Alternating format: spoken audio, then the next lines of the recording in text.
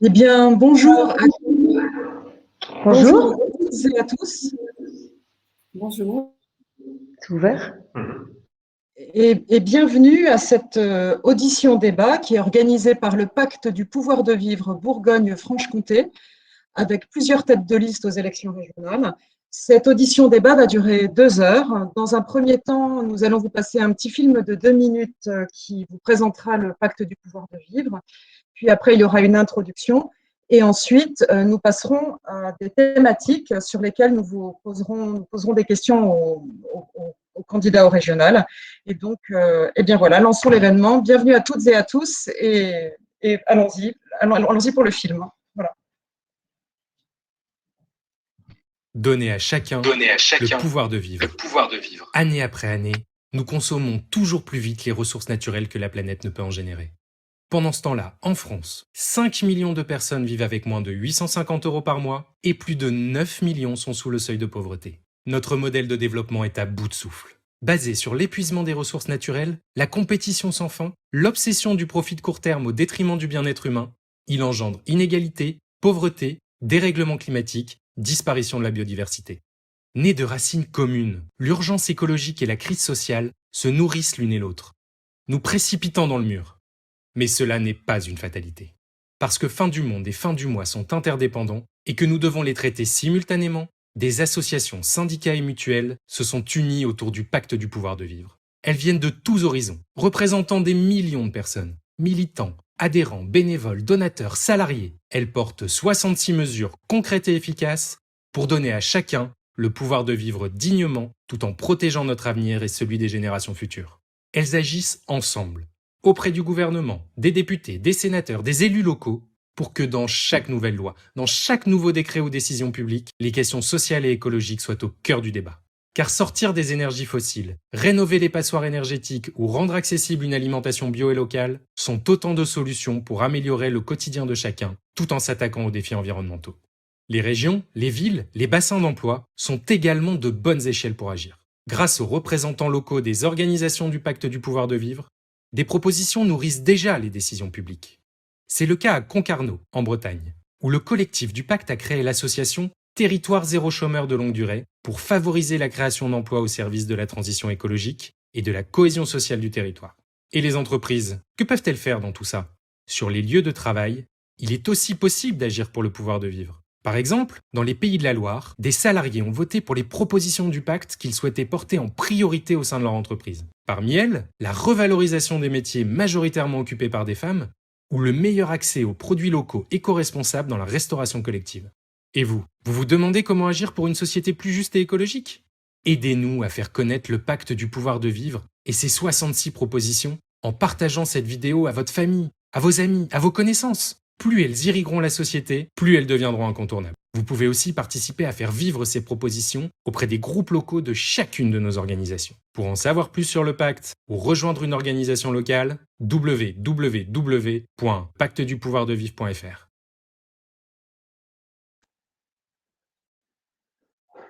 Merci beaucoup pour ce petit film. Avant de passer la parole pour l'introduction à Laure Nicolai et à Bruno Herry, je voulais remercier tous les participants qui nous disent bonjour via le chat, parce que c'est vrai que ça va mettre un peu de convivialité pendant ces 2 heures. Et j'en profite d'ores et déjà pour vous dire que si vous souhaitez poser des questions, et nous souhaitons que vous posiez des questions, vous pourrez le faire en fait sur le chat en mettant bien votre mail et la personne à laquelle s'adresse la question vous répondra bien sûr dans les jours qui viennent. Voilà. Merci. Laure, je te passe, c'est Laure, je pense, qui prend la parole en premier. Donc, Laure, je te passe la parole pour l'introduction de cette séance. Bonjour à toutes et à tous. Nous sommes très heureux d'être avec vous pour ce rendez-vous numérique en Bourgogne-Franche-Comté pour participer ensemble à cet événement démocratique organisé par les signataires locaux du Pacte du pouvoir de vivre. Nous tenons, Bruno Herry, président de la Mutualité française Bourgogne-Franche-Comté et moi-même, Laure Nicolai, secrétaire générale de la CFDT Bourgogne-Franche-Comté, à vous remercier d'être aussi nombreux à avoir répondu à l'invitation de nos organisations. Nous saluons la participation de nos partenaires dans le pacte BFC aujourd'hui présents avec nous. Ils ont collaboré activement à nos côtés à la construction de ce rendez-vous et nous les en remercions très sincèrement. La FEBIA, c'est la Fédération étudiante de Bourgogne interassociative, ATD Carmonde, les Francas, Uriops, Oxfam, plusieurs ne peuvent être parmi nous, mais nous ont fait parvenir leur soutien pour cet événement. Petit retour en arrière, mars 2019, ça marque la naissance du pacte du pouvoir de vivre en France, grâce à la volonté de 19 organisations environnementales, de solidarité, d'éducation populaire. Le pacte, c'est aujourd'hui 65 signataires et 66 propositions fortes pour prendre en compte les enjeux sociaux, environnementaux et économiques sans avoir à faire de choix entre eux. C'est une alliance inédite dans l'histoire française qui mêle des associations, des syndicats, des mutuelles, des ONG, des fondations. Le pacte, c'est aussi une démarche inédite puisque chaque organisation s'engage à dépasser son sujet d'expertise pour faire synergie et organiser un rapport de force visant à faire entendre au plus grand nombre les propositions de la société civile organisée. Nos organisations, chacune individuellement, sont très engagées dans l'amélioration de la vie des citoyens et de l'environnement. Mais elles ont émis le souhait de sortir de leur zone de confort pour ensemble construire du sens et peser pour installer durablement le pacte dans le paysage politique. Nous avons pour ambition que chaque proposition soit incontournable de la décision politique et que chaque nouvelle loi, chaque nouveau décret soit traversé de dispositions sociales et environnementales. L'enjeu est de faire reconnaître les propositions du pacte comme des alternatives solides pour une société plus juste et plus solidaire. En janvier 2020, lors du lancement du pacte du pouvoir de vivre en Bourgogne-Franche-Comté, à Dijon, 200 militants étaient réunis pour définir ensemble une première feuille de route. La crise sanitaire que nous vivons depuis avec le Covid a freiné notre élan, mais pas la motivation des personnes engagées, qu'ils soient militants, bénévoles, agents ou salariés. Plus que jamais, cette crise a mis en lumière les inégalités entre les citoyens de tous âges auxquelles il est urgent d'apporter des solutions. Si cette crise a amplifié les dysfonctionnements, elle a aussi permis de montrer notre capacité à faire front commun, la capacité de la société civile organisée à trouver des solutions, à transformer les propositions et les idées en actions solidaires, concrètes et conformes à nos valeurs. La démarche d'aujourd'hui en fait partie. Je vous remercie, je vous souhaite un bon événement et je cède la parole à Bruno Héry, président de la Mutualité française Bourgogne-Franche-Comté.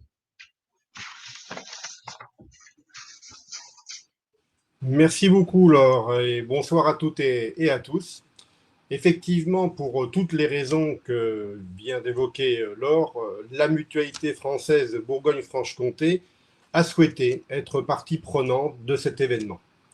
Tout comme les signataires du pacte présent aujourd'hui, nous avons voulu entendre les candidats aux élections régionales des 20 et 27 mai prochains.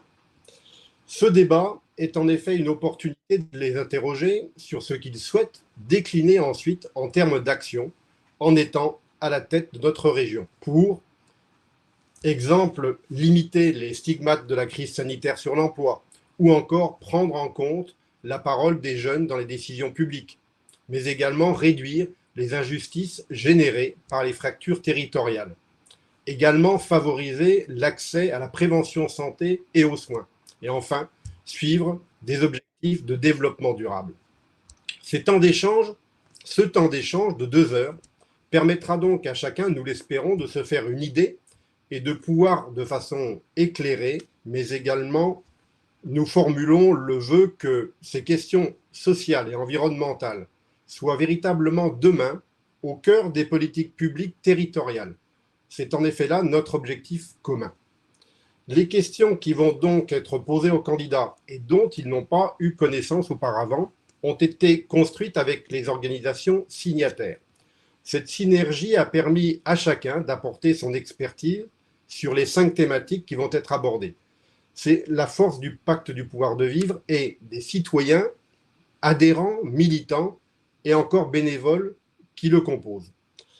Je tiens donc et nous tenons donc à remercier les candidats qui ont bien voulu se prêter à l'exercice, Marie-Guide Dufay, Monsieur Bastien Faudot, Madame Stéphanie Maude, ainsi que Monsieur Denis Thuriot. Je vous remercie donc pour votre écoute et je laisse sans plus tarder la parole à Caroline Verkoff, secrétaire confédérale à la CFDT et qui est l'animatrice de ce temps d'échange et que je remercie très chaleureusement pour cette animation. Je vous cède la parole, Caroline. Merci Bruno, c'est évidemment un grand plaisir pour moi d'animer ces 2 heures. Alors, voilà comment on va s'y prendre. Déjà, peut-être que je peux présenter un peu les 4 personnes qui vont prendre la parole. Donc, Marie-Guite Dufay, vous êtes tête de liste. Peut-être que si Marie-Guite peut monter sur scène. Pardon, c'est un piège. Non, mais c'est pas grave. Alors, donc, Marie-Guite Dufay, vous êtes la Bourgogne par cœur. Et vous êtes par ailleurs présidente du Conseil régional de Bourgogne-Franche-Comté. Bastien Faudot, je dis les noms par ordre alphabétique. Bastien Faudot, vous dirigez la liste Le Temps des Cerises. Vous êtes élu à Belfort. Et entre autres, votre liste est soutenue par LFI, Nouvelle Donne et Place Publique. Stéphanie Maude, vous êtes adjointe au maire de Dijon, conseillère de Dijon Métropole. Non. Allez-y, je vous en prie, prenez la parole si je me suis trompée. J'ai été adjointe entre 2014 et 2020 et je suis conseillère municipale depuis 2020 à la ville de Dijon et Dijon Métropole. Merci d'avoir rectifié, merci beaucoup. Donc, votre liste, c'est écologiste et solidaire et c'est la liste des candidats écologistes. Et Denis Thuriot, enfin, vous êtes maire de Nevers. Votre liste, c'est la région partout et pour tous et c'est une liste de la majorité présidentielle. Eh bien, merci à tous les 4 de participer à ce moment. Donc, comme cela a été dit en introduction, il va y avoir 5 thématiques. La première sur l'emploi, la deuxième sur les jeunes, la troisième sur les territoires, la quatrième sur santé et prévention, la cinquième sur l'environnement. À chaque fois, je donnerai un petit contexte pour chacune de ces thématiques, puis une question qui est élaborée par les signataires du pacte du pouvoir de vivre vous sera posée. Et à chaque fois, il y aura un temps de parole de 4 minutes pour chaque candidat. La première prise de parole est par ordre alphabétique et ensuite, nous avons descendu pour que ce soit juste. Voilà. J'espère que ces règles vous conviennent. Eh bien, nous pouvons lancer cette audition et n'hésitez pas, pour toutes les personnes qui suivent cette audition, à poser donc des questions dans le chat. Donc, nous en arrivons à la première thématique, qui est la thématique emploi. Voici le contexte que nous voulons vous soumettre. La crise sanitaire que nous traversons a entraîné une crise économique profonde. Même si le soutien massif à l'économie et l'activité partielle ont permis de soutenir les entreprises, et c'est tant mieux, une accélération des suppressions d'emplois est à craindre dans les prochains mois. Les contrats intérim et à durée déterminée, comme les plus petits jobs, ont été touchés dans ce premier temps. Viendront ensuite les contrats plus traditionnels qui n'échapperont pas aux licenciements, ruptures et plans sociaux. Ce sont parfois des bassins de vie entiers qui seront impactés. Je laisse Laurence Rochard, qui est pour la CFDT, qui va vous poser la question à laquelle nous attendons des éléments de réponse. Voilà. Donc, bonjour à tous et à tous. Donc, dans ce contexte, quelle démarche et quelle action la région doit-elle, selon vous, adopter pour assurer la sécurisation des parcours, limiter les stigmates de la crise et ne laisser personne au bord du chemin et préparer les mutations structurelles? Marie-Guite Dufay, c'est à vous de commencer pour 4 minutes. Je pense que vous voyez le timer qui est en tout cas sur mon écran. Voilà, qui est sur mon écran. C'est une question très vaste pour être traitée en 4 minutes et je voudrais déjà vous saluer, tous les initiateurs de la démarche pour le pouvoir de vivre et puis saluer encore plus celles et ceux que je connais, que je vois à l'écran, les locaux. Saluer aussi les autres têtes de liste. Écoutez, une des grandes compétences de la région est précisément d'intervenir sur le terrain du développement économique et de la formation, et que c'est bien sur ce terrain-là que l'on peut pousser les feux de sécurisation des parcours des uns et des autres. Parce qu'il faut d'abord protéger les activités qui ont été très impactées par la crise. Petit à petit, il faut arriver à accompagner les entreprises, que ce soit les entreprises industrielles, que ce soit toute l'économie de proximité, l'artisanat, les commerces, toute notre économie sociale et solidaire à rebondir après la période que nous venons de traverser. Et derrière ce rebond, il y a des aides très importantes de la région qui peuvent prendre la forme de subventions, qui peuvent prendre la forme d'avances remboursables, qui peuvent prendre la forme de garanties bancaires, et puis aussi d'apports en fonds propres pour les uns et les autres. Mais ce que je voudrais dire, c'est qu'il me semble que plus que jamais, il faut parvenir à trouver un équilibre.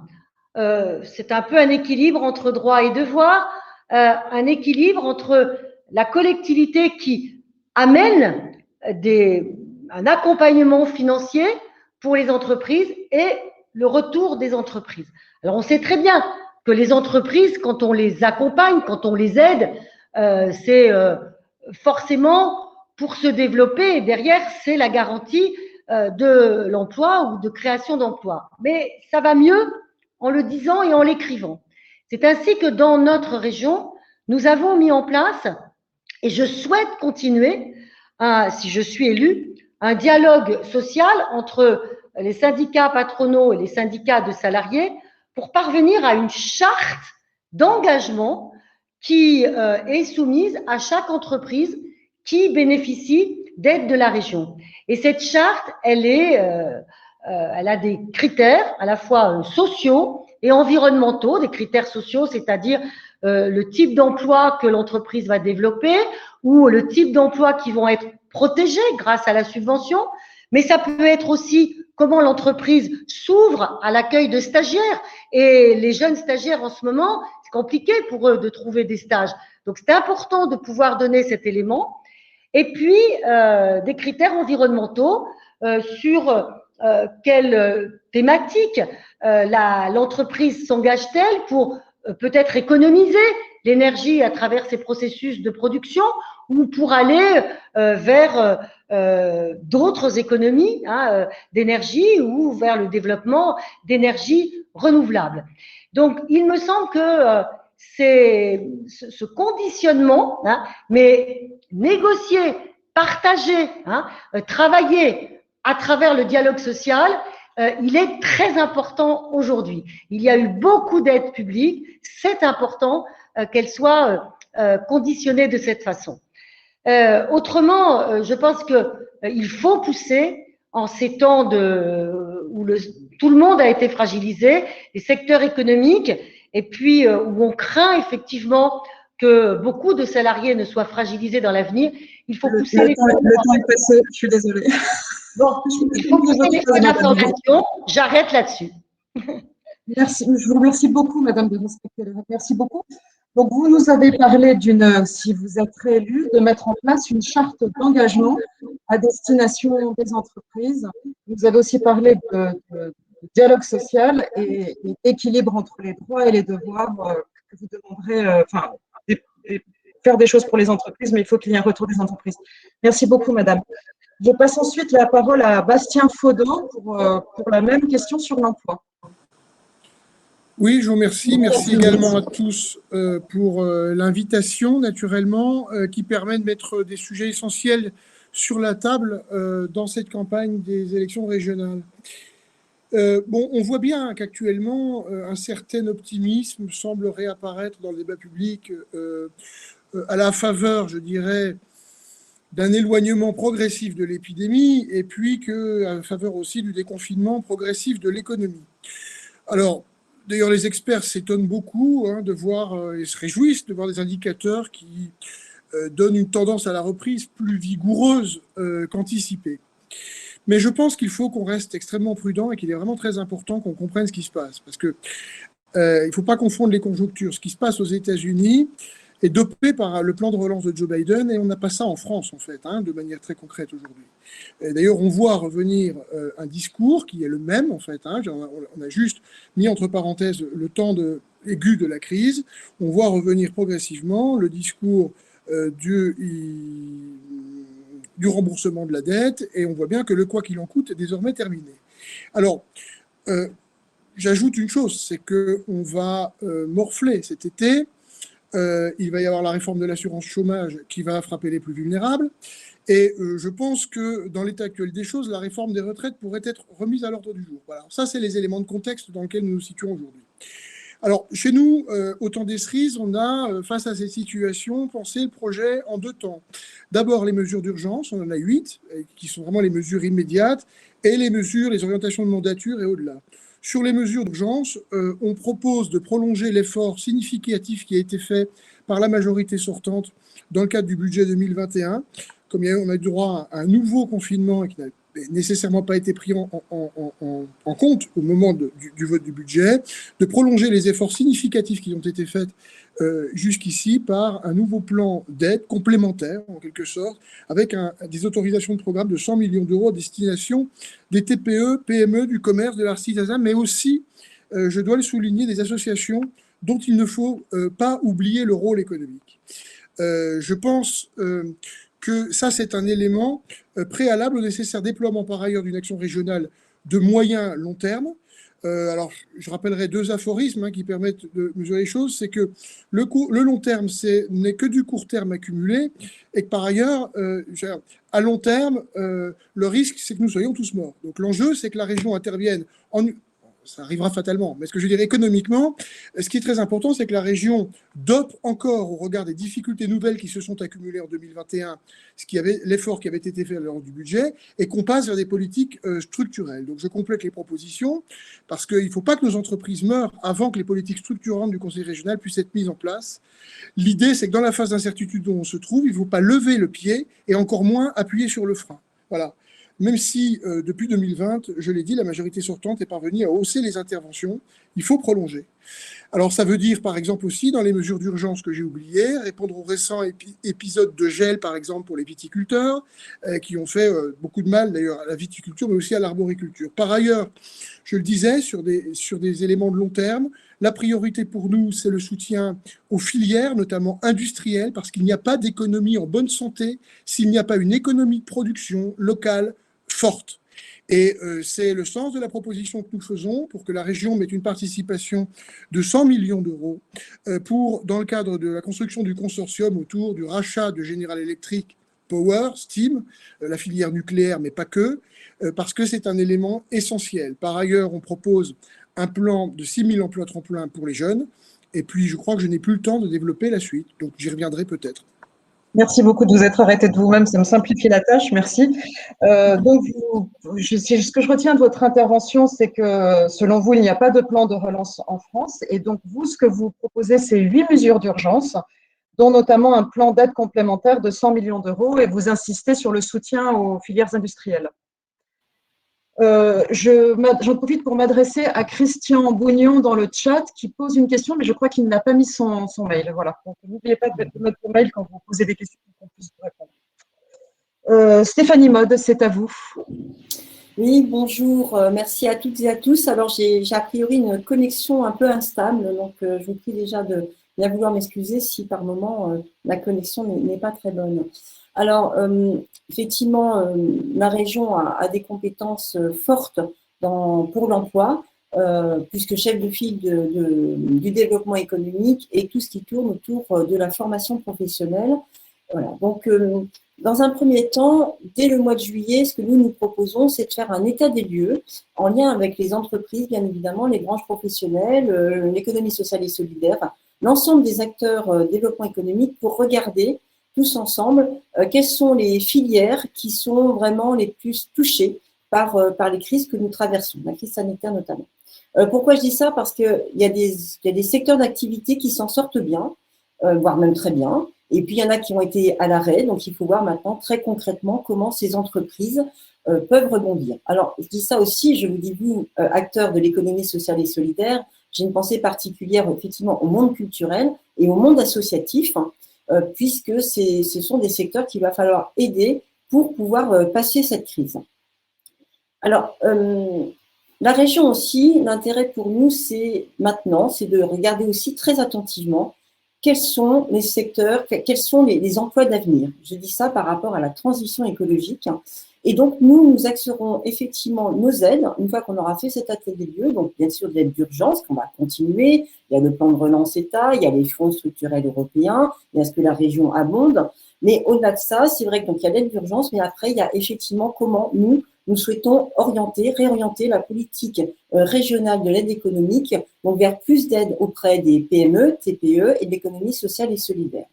Pour cela, nous avons des choses intéressantes, donc on peut aussi avoir des aides financières mieux encadrées et conditionner donc les aides aux entreprises à des critères sociaux et environnementaux, donc avec une priorité sur les petites et moyennes entreprises ainsi que l'économie sociale et solidaire. Un plan très important pour nous, c'est convertir les emplois dans l'énergie verte. Donc, nous avons regardé, nous pouvons créer jusqu'à 8 à 10 000 emplois supplémentaires dans l'économie verte dans ces prochaines 6 années. Donc, ça, c'est important, c'est intéressant et il faut vraiment voir, parce qu'il en va de la survie des emplois actuels, mais surtout des emplois à venir, pour que l'on puisse effectivement opérer notre transition écologique et proposer des emplois de qualité dans une entreprise, dans une industrie et dans une économie beaucoup plus relocalisée. Alors, nos grands plans d'action, c'est quoi? C'est tout ce qui tourne autour de la rénovation énergétique des bâtiments, c'est pour une agriculture plus paysanne, pour une alimentation plus locale, c'est bon pour l'emploi, c'est bon pour la santé, c'est bon pour l'environnement. D'autres exemples, c'est aussi voir l'économie, l'industrie pèse très lourdement dans notre belle région. Donc, il faut absolument que cette industrie, donc ces filières industrielles, opèrent aussi leurs mutations économiques. Et puis, bien évidemment, là, je m'adresse à vous, secteur de l'économie sociale et solidaire, c'est favoriser et promouvoir des emplois qui soient plus respectueux de l'humain, et c'est ce que vous faites au sein de vos structures. Donc, c'est vraiment favoriser et évaluer aussi à travers des critères sociaux, bien évidemment, les performances des entreprises que nous accompagnons.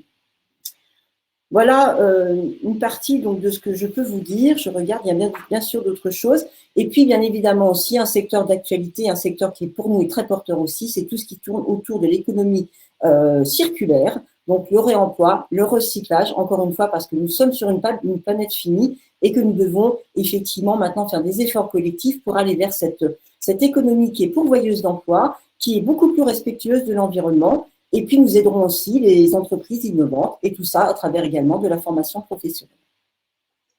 Merci, Madame Maude. Donc, je retiens de ce que vous avez dit que dès juillet, ce que vous souhaitez faire, c'est un état des lieux avec toutes les branches et tous les acteurs industriels, tous les acteurs économiques, avec une attention particulière pour les PME, les TPE, les acteurs associatifs et de faire en sorte d'aider à des créations d'emplois de qualité et vers une transition écologique. Enfin, en quelques mots, c'est compliqué de résumer, mais voilà. Et pour terminer ce premier tour de table sur l'emploi, je passe la parole à Denis Thuriot. À vous, monsieur. Merci. Vous évoquez la problématique de l'emploi et donc de l'économie et donc quelque part des risques de précarité accrus au sorti de cette crise sanitaire en espérant que nous y soyons.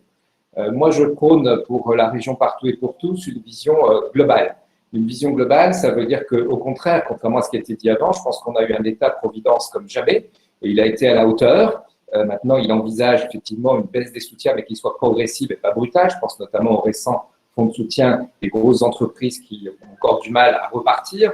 Et donc, nous serons dans le cadre d'un effet démultiplicateur de ces relances autour de l'économie, relances autour d'innovation, parce que ça fait partie de l'économie, et des nouveaux emplois, et relances évidemment autour des transitions, parce que ces transitions, qu'elles soient digitales ou écologiques, sont vecteurs d'emplois à pourvoir et à créer et à même inventer. Alors, nous avons effectivement à sécuriser des parcours d'emploi, mais aujourd'hui, c'est le cadre de toute une vie, par la formation initiale, par parfois la réinsertion, et puis également par la formation continue, parce qu'aujourd'hui, nous savons qu'un grand nombre de secteurs évolueront pendant toute une carrière professionnelle. Donc, ces sécurisations, ça passera par une vision déjà affinée de nos pôles d'excellence que nous avons à différents endroits de la Bourgogne-Franche-Comté, pour répondre aux besoins d'entreprises qui parfois n'arrivent pas à trouver d'emploi et parfois des jeunes ou des moins jeunes qui n'arrivent pas à trouver ces mêmes emplois. Donc, il faut une meilleure correspondance, ça veut dire qu'il faut un meilleur maillage et des formations qui soient plus de proximité. Ça peut être des campus connectés au niveau de l'enseignement supérieur, mais il n'y a pas que ça. Il y a aussi l'apprentissage, même si maintenant sa régulation échappe un peu aux régions, mais la région peut continuer de s'impliquer et à dialoguer et à inventer parfois des nouvelles formations dans des endroits où il y aura des emplois en correspondance. Je pense que c'est important. Bref, une région qui soit proactive, qui soit aussi conquérante et accompagnatrice au niveau de l'Europe et au niveau de l'international de ces marchés, parce que c'est aussi une façon de générer de l'emploi ou d'aider les entreprises à se reconvertir. Donc, vous l'avez compris, nous prenons une vision développeuse de cette région et donc au niveau de la perspective de développement économique avec les acteurs concernés, ça sera nouveau. Nous ne ferons pas des grands-messes régulières avec les acteurs de l'économie, au contraire, nous les associerons dès le début du mandat à la définition de l'appui à l'économie et à l'emploi, parce que c'est important. c'est-à-dire pas les prendre à témoin, mais qui est les représentants des différentes filières et de catégories professionnelles, pour que ensemble nous indiquions comment nous entendons soutenir l'appui à l'emploi, l'appui au développement économique, ensemble avec des objectifs et des évaluations chaque année avec des points d'étape. Et puis, il faut un travail fin pour cela, et bien connaître le maillage du territoire, c'est travailler de meilleure façon avec les maires, les présidents d'agglomération, et j'en suis un qui, vous avez oublié de citer que je suis aussi président de l'agglomération de Nevers, donc je m'intéresse d'ores et déjà depuis 7 ans particulièrement à l'emploi et à l'économie, ce que ne porte pas forcément un maire. Donc, on a des objectifs concrets, par exemple, accompagner la création d'un minima 500 emplois dans le cadre des jeunes, dans le cadre du secteur privé ou du secteur public pour la transition écologique, créer des territoires d'entreprise, un peu dans l'esprit de territoire d'industrie, mais regrouper un peu, initier aussi la gestion prévisionnelle des emplois sur un territoire et mieux lier les territoires entre eux pour qu'ils soient en compétitivité. Et puis, privilégier la relocalisation, mais pas seulement dire vous mettez votre siège social, vous concevez ici, vous assemblez ici, vous produisez ici, y compris en mutualisant des machines, par exemple, pour devenir plus compétitif. Et puis, nous continuerons après 2022 les pactes régionaux d'investissement dans les compétences, parce qu'on peut mieux faire. Et la région a redistribué les fonds de l'État, mais elle doit abonder davantage, et ce que nous proposerons notamment à hauteur de 10 millions. Bref, aborder l'emploi de façon transversale, de façon aussi équilibrée à travers le territoire et tout au long du parcours professionnel de nos bourguignons franc-comtois. Des solutions doivent exister pour chacun. Nous sommes vraiment à l'écoute, à la fois du monde de l'employeur, à la fois des besoins de formation et de réinsertion. Donc, une palette de dispositifs qui soit large et qui soit en correspondance avec les besoins. Merci, monsieur. Donc, selon vous, vous avez commencé votre intervention en disant que, au contraire, l'État-providence avait été extrêmement fort sur la période. Vous avez aussi parlé de sécurisation des parcours d'emploi tout au long de la vie professionnelle. Vous donnez une vision de l'emploi qui est sur le territoire, mais qui peut se développer aussi à l'international. Et vous avez parlé à la fin des pactes régionaux d'investissement. Évidemment, on pourrait continuer bien longtemps sur toutes ces questions, mais je vous propose de terminer ce premier tour de table sur l'emploi. Je vois que le chat fonctionne bien, ça c'est une bonne chose pour pouvoir continuer la discussion par la suite, pour ceux qui le souhaitent. Et nous allons aborder maintenant notre deuxième thématique, qui est la thématique jeunes. Alors, voici le contexte que nous avons construit ensemble et que je vous lis maintenant. La Bourgogne-Franche-Comté compte presque 500 000 jeunes de 15 à 30 ans et elle accueille 35 000 étudiants, issus ou non du territoire. Ils représentent 17% de la population de la région. Ce nombre baisse année après année, avec une baisse estimée à peu près de 1% par an. Cette baisse dénote les difficultés de la région Bourgogne-Franche-Comté à être attractive pour les jeunes, que ce soit pour les faire rester sur le territoire ou les inclure dans la prise de décision. Je passe la parole à Quentin Genelot de la FEBIA, qui va vous poser la question à laquelle nous souhaiterions vous entendre répondre. C'est à toi, Quentin.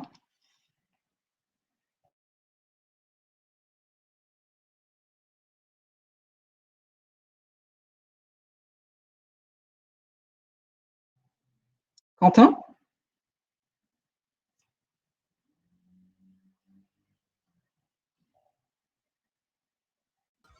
Est-ce que vous m'entendez? Alors, comme il y a un problème… Ah, ça y est, voilà Quentin. Oui, voilà, c'est bon, ça a mis un peu. Il n'y a pas de souci.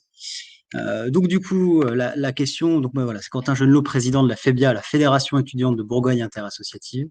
Et donc, dans ce contexte qui a été énoncé, comment le Conseil régional peut-il travailler avec les jeunes sur les politiques publiques qui les concernent? Et du coup, quelles sont vos propositions en la matière? Pour répondre à cette question qui concerne les jeunes, je passe la parole d'abord à Bastien Faudot, puis à Stéphanie Maude, puis à Denis Thuriot, puis à Mireguit Dufay. Bastien Faudot, c'est à vous pour 4 minutes. Bien, ça me permet de poursuivre et de prolonger en réalité mon intervention précédente. Je veux revenir un temps sur notre proposition de programmer la création de 6 000 emplois tremplins. Il s'agirait d'emplois à destination, je l'ai dit, des associations, enfin en priorité avec une finalité d'utilité sociale et d'intérêt général naturellement, et pourquoi pas d'ailleurs une finalité plus économique à condition, je ne l'exclus pas, mais il y a peut-être des limitations législatives et réglementaires qu'il s'agit évidemment de prendre en compte. Alors évidemment, ce genre de dispositif massif, qui ne serait pas, on ne l'a pas sorti de notre chapeau, d'autres régions ont déjà activé ce type de solution, est assez consommateur en crédit de fonctionnement pour le budget régional. En clair, on l'a calculé, d'ici la fin de la mandature, ça pourrait se traduire à un effort significatif de 50 à 60 millions d'euros au total. Mais je pense que c'est absolument nécessaire dans le contexte extrêmement tendu où nous nous trouvons, en particulier pour les jeunes qui ont subi de plein fouet la crise sanitaire, qui a d'une certaine façon demandé l'effort de toute la société. Mais je dirais qu'entre ceux qui n'ont pas pu suivre leurs études normalement, ceux qui ont perdu leur job, qui leur rend une certaine forme d'autonomie pendant le temps de leurs études, la jeunesse, aujourd'hui, représente dans certaines files du secours populaire près de la moitié des personnes qui vont bénéficier en fait de cette aide alimentaire. Alors, nous avons l'obligation impérative d'offrir des perspectives à la jeunesse, parce que au fond, alors, moi, je ne suis plus tout à fait jeune puisque j'ai 43 ans, mais y compris ma génération n'a connu que les crises. Et les jeunes d'aujourd'hui sont ceux qui ont 20, 25 ans aujourd'hui, ils n'ont connu que les crises. On sent bien un discours, une forme de fatalisme qui se traduit d'ailleurs en grande partie dans le champ politique.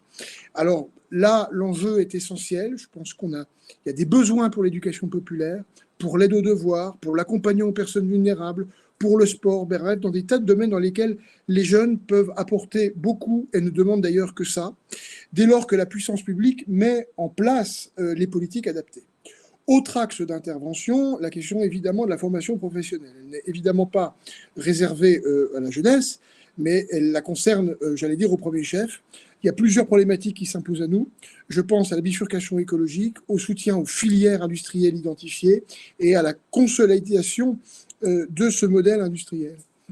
En cette matière aussi, les contraintes budgétaires doivent être naturellement prises en compte, mais nous avons calibré notre intervention de manière à toucher en priorité le programme qualifiant acquisition et développement des compétences. Je pense que c'est vraiment très important, car sur ces métiers techniques, on peut faire mieux. D'ailleurs, j'observe que la ventilation des formations professionnelles proposées, à mon sens, n'est aujourd'hui pas suffisamment orientée sur l'économie de production, et nous avons un besoin vital aujourd'hui de, disons, réarmer cette économie de production. On rejoint l'aspect emploi. Il est à présent incontestable qu'on a besoin aussi d'élever le niveau de compétence des travailleurs, car notre productivité, notre développement économique sur les secteurs à haute valeur ajoutée en dépendent très largement.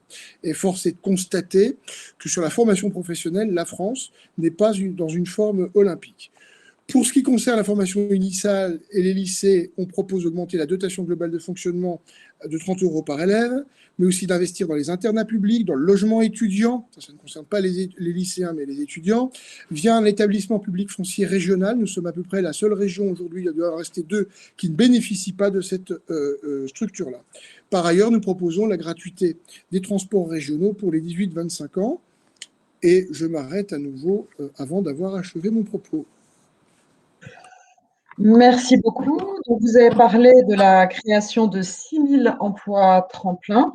Vous avez aussi, comme au début de votre précédente intervention d'ailleurs, évoqué l'optimisme et le besoin de un peu redonner de l'optimisme pour cette jeune génération qui connaît des crises depuis son enfance. Et puis, vous avez aussi insisté sur le calibrage qui doit aller plus vers les métiers techniques et l'économie de production en ce qui concerne la formation. Et vous avez aussi parlé de la formation initiale, notamment en donnant 30 € de plus par dotation horaire globale, je ne sais pas si on dit comme ça, dans les collèges et les lycées. Voilà. Eh bien, je passe la parole à Stéphanie Maude. C'est à vous, Stéphanie Maude, pour 4 minutes. Merci. Donc, je salue Quentin Génaud, que j'ai eu l'occasion donc, de le rencontrer à la FEBIA à Dijon, et je salue vraiment le travail qu'ils font, notamment actuellement auprès d'étudiants en grande précarité qui sont contraints et forcés d'aller sur les épiceries solidaires parce que soit leurs parents ne peuvent plus les aider comme ils le voudraient, soit parce qu'ils ne peuvent plus avoir les petits boulots qu'ils avaient pour pouvoir concilier études et vie tout simplement. Donc moi je vais commencer constat actuellement, c'est qu'effectivement la jeunesse paye vraiment le prix très très fort des erreurs du passé. et notamment en termes de dérèglement climatique, c'est la génération qui aura, allez, moi j'ai 53 ans, donc ils auront à peu près mon âge en 2050, et en 2050, si on laisse faire, et bien en 2050, c'est pas 1,5 degré supplémentaire que nous aurons sur la planète, les scénarios les plus pessimistes sont de 4, 5, voire 6 degrés. Et là, à partir de là, ça s'emballera tellement qu'on ne saura plus quoi faire. Donc moi, si je souhaite rester optimiste et dire qu'il faut absolument, pour que nos jeunes puissent avoir une vie décente et un avenir possible, il faut qu'on arrive très très vite à régler le problème du dérèglement climatique, en tout cas le contrer au maximum, ainsi que la perte de la biodiversité. Alors moi, j'ai bien entendu la question donc, de M. Génaud qui était de dire qu'est-ce que la région peut faire pour impliquer davantage les jeunes, effectivement, dans les décisions et les impliquer beaucoup plus. Donc, déjà, nous sommes en lien avec les universités, donc l'Université de Bourgogne-Franche-Comté, et on peut aussi nous proposer et demander à ce que les associations étudiantes voient leur rôle renforcé dans la gouvernance des universités. Voilà, donc ça, c'est une réponse très concrète pour que les étudiants aient plus leur mot à dire et puissent être considérés effectivement comme une part entière et comme effectivement des jeunes adultes qui ont tout à fait leur mot à dire. Ensuite, voilà, il y a aussi tout ce qui est appel à projet, on en avait discuté, et donc les associations étudiantes souhaitent pouvoir répondre aussi à des appels à projets, mais qui sont souvent chronophages, ils n'en ont pas les moyens, ils n'ont pas la structure, donc c'est aussi vraiment privilégier plus les subventions pour le fonctionnement de ces associations étudiantes et pour qu'ils puissent passer plus de temps à réaliser leurs projets qu'à remplir des dossiers qui sont extrêmement chronophages.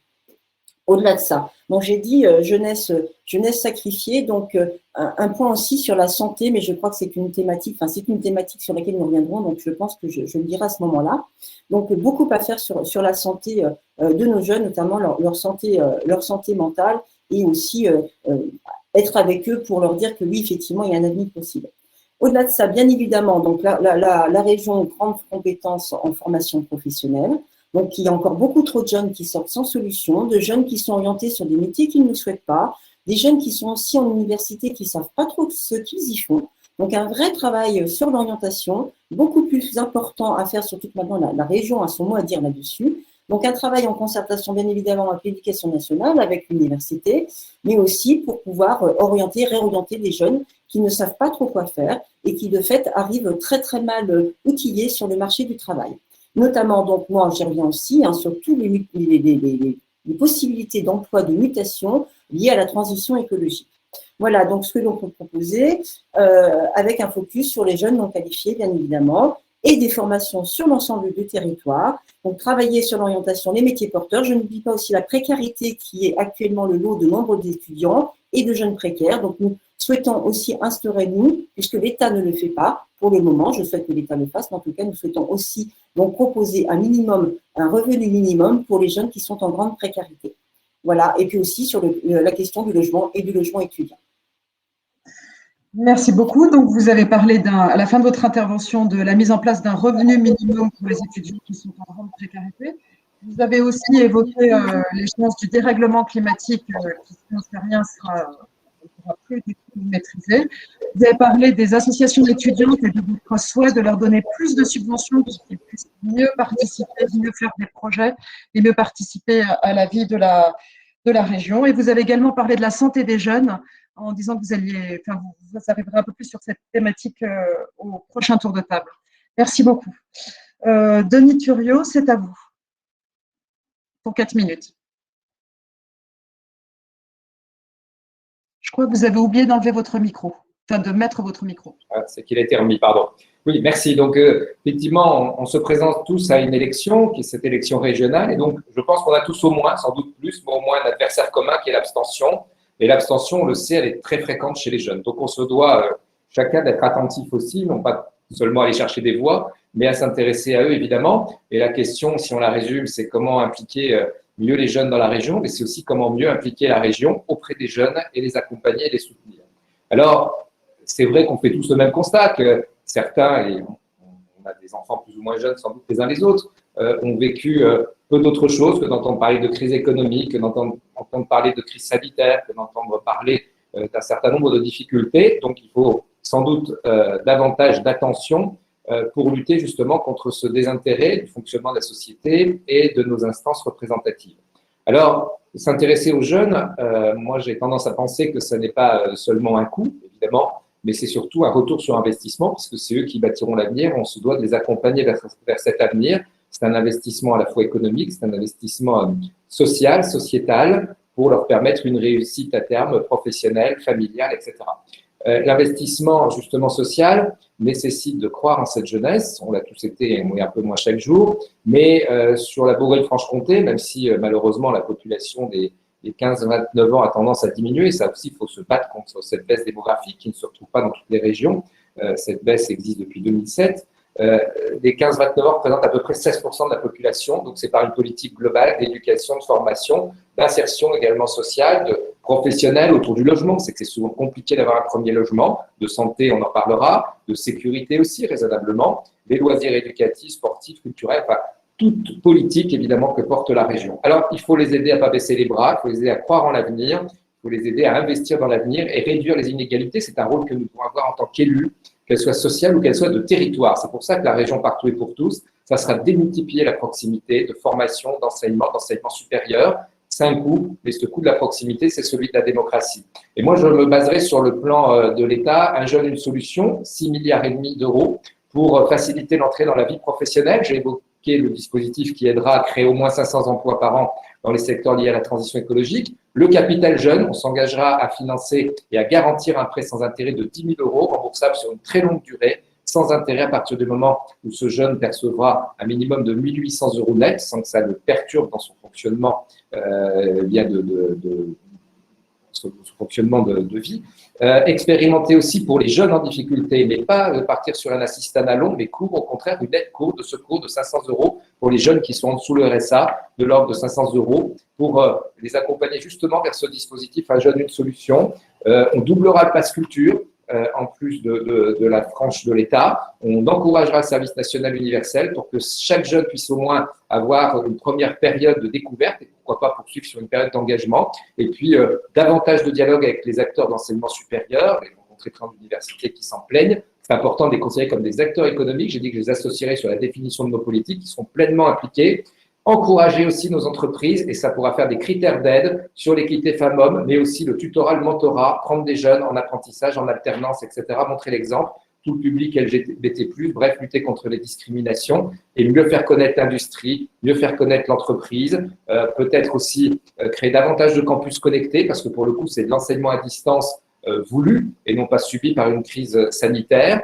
Donc voilà, ces politiques à la fois transversales, à la fois quelque part universelles, qui pourraient se consacrer à chaque jeune quelque part et vraiment faire un accompagnement fin et adapté à chacun. Donc c'est ça que nous allons porter de façon pérenne pour qu'ils ne baissent pas les bras.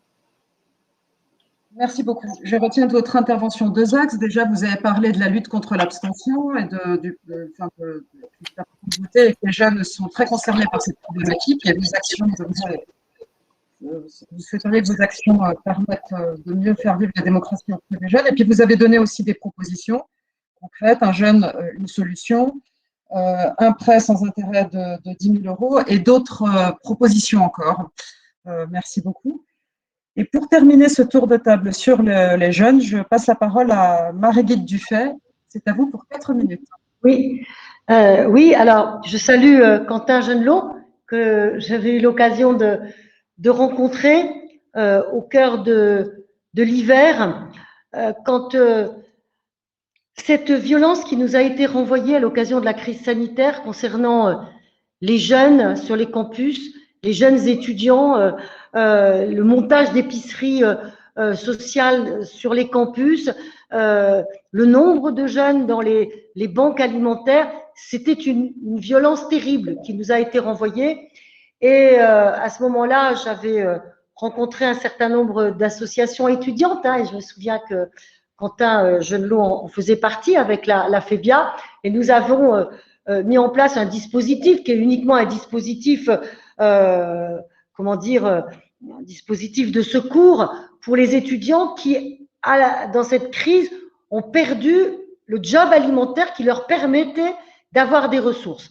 Et donc, du coup, on a mis en place une indemnité pour ces jeunes. Mais ce que je veux dire, c'est que j'avais été frappée à ce moment-là par l'immense maturité des jeunes qui prenaient des responsabilités sur les campus. Il y avait le campus de Dijon, il y avait le campus de Besançon, il y avait le campus du Creusot aussi, je me souviens. Et le nombre et la variété des propositions qui étaient faites, effectivement, m'avait vraiment impressionnée. Et votre question tout à l'heure, Quentin, j'ai compris que c'était pas, vous nous avez pas demandé ce qu'on allait faire pour les jeunes, vous nous avez demandé comment on allait impliquer les jeunes dans nos politiques. Moi, j'ai entendu ça. Hein.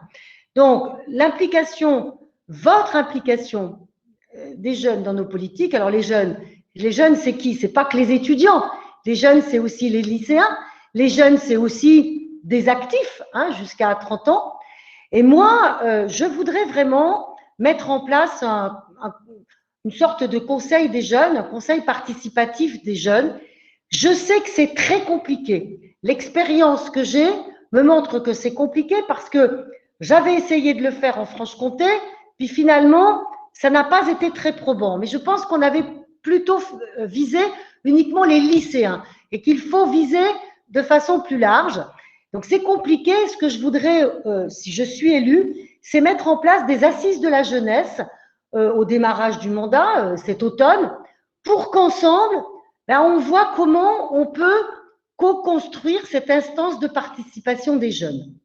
Voilà, ça c'est pour répondre très précisément à votre question. Autrement, je voudrais dire par rapport à tous les leviers qui peuvent être ceux de la région par rapport aux jeunes, pour rester sur le niveau étudiant, il y a une grande demande par rapport à la recherche de stages étudiants.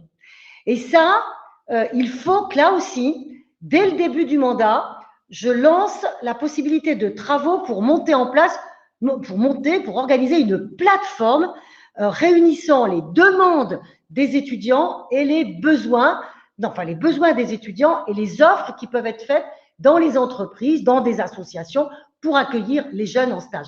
Cette plateforme régionale, elle manque et ça, je m'engage à la créer pour faciliter l'accès aux jeunes au stage. Ceux qui ont des réseaux, ceux qui, par leur famille, peuvent effectivement avancer, mais là, on creuse les inégalités parce que tout le monde n'a pas ces réseaux.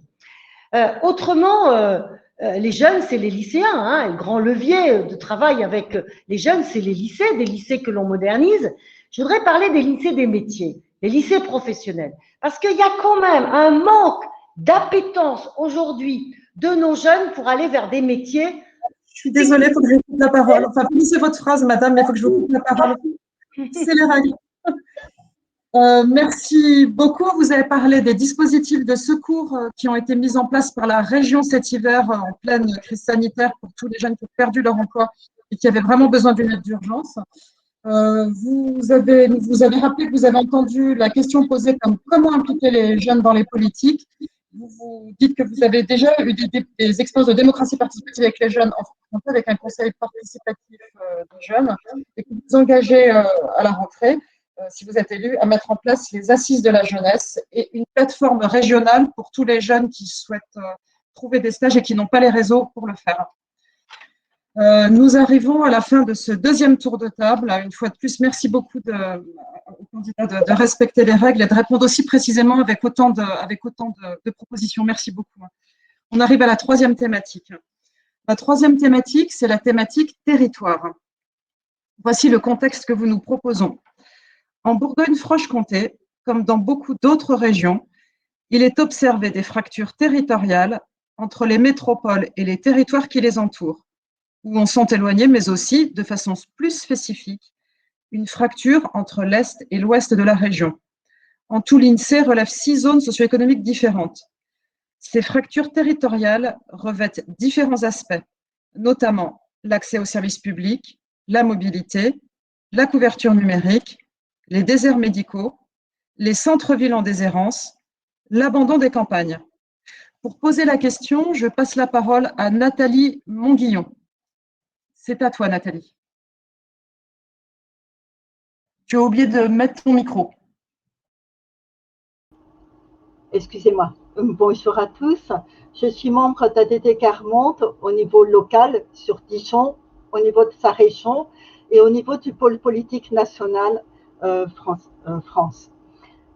Suite à ce contexte sur les disparités territoriales qui vient de vous être donné, nous aimerions savoir comment vous entendez, dans votre projet politique, lutter contre les fractures et les injustices engendrées par les différentes réalités territoriales. Merci.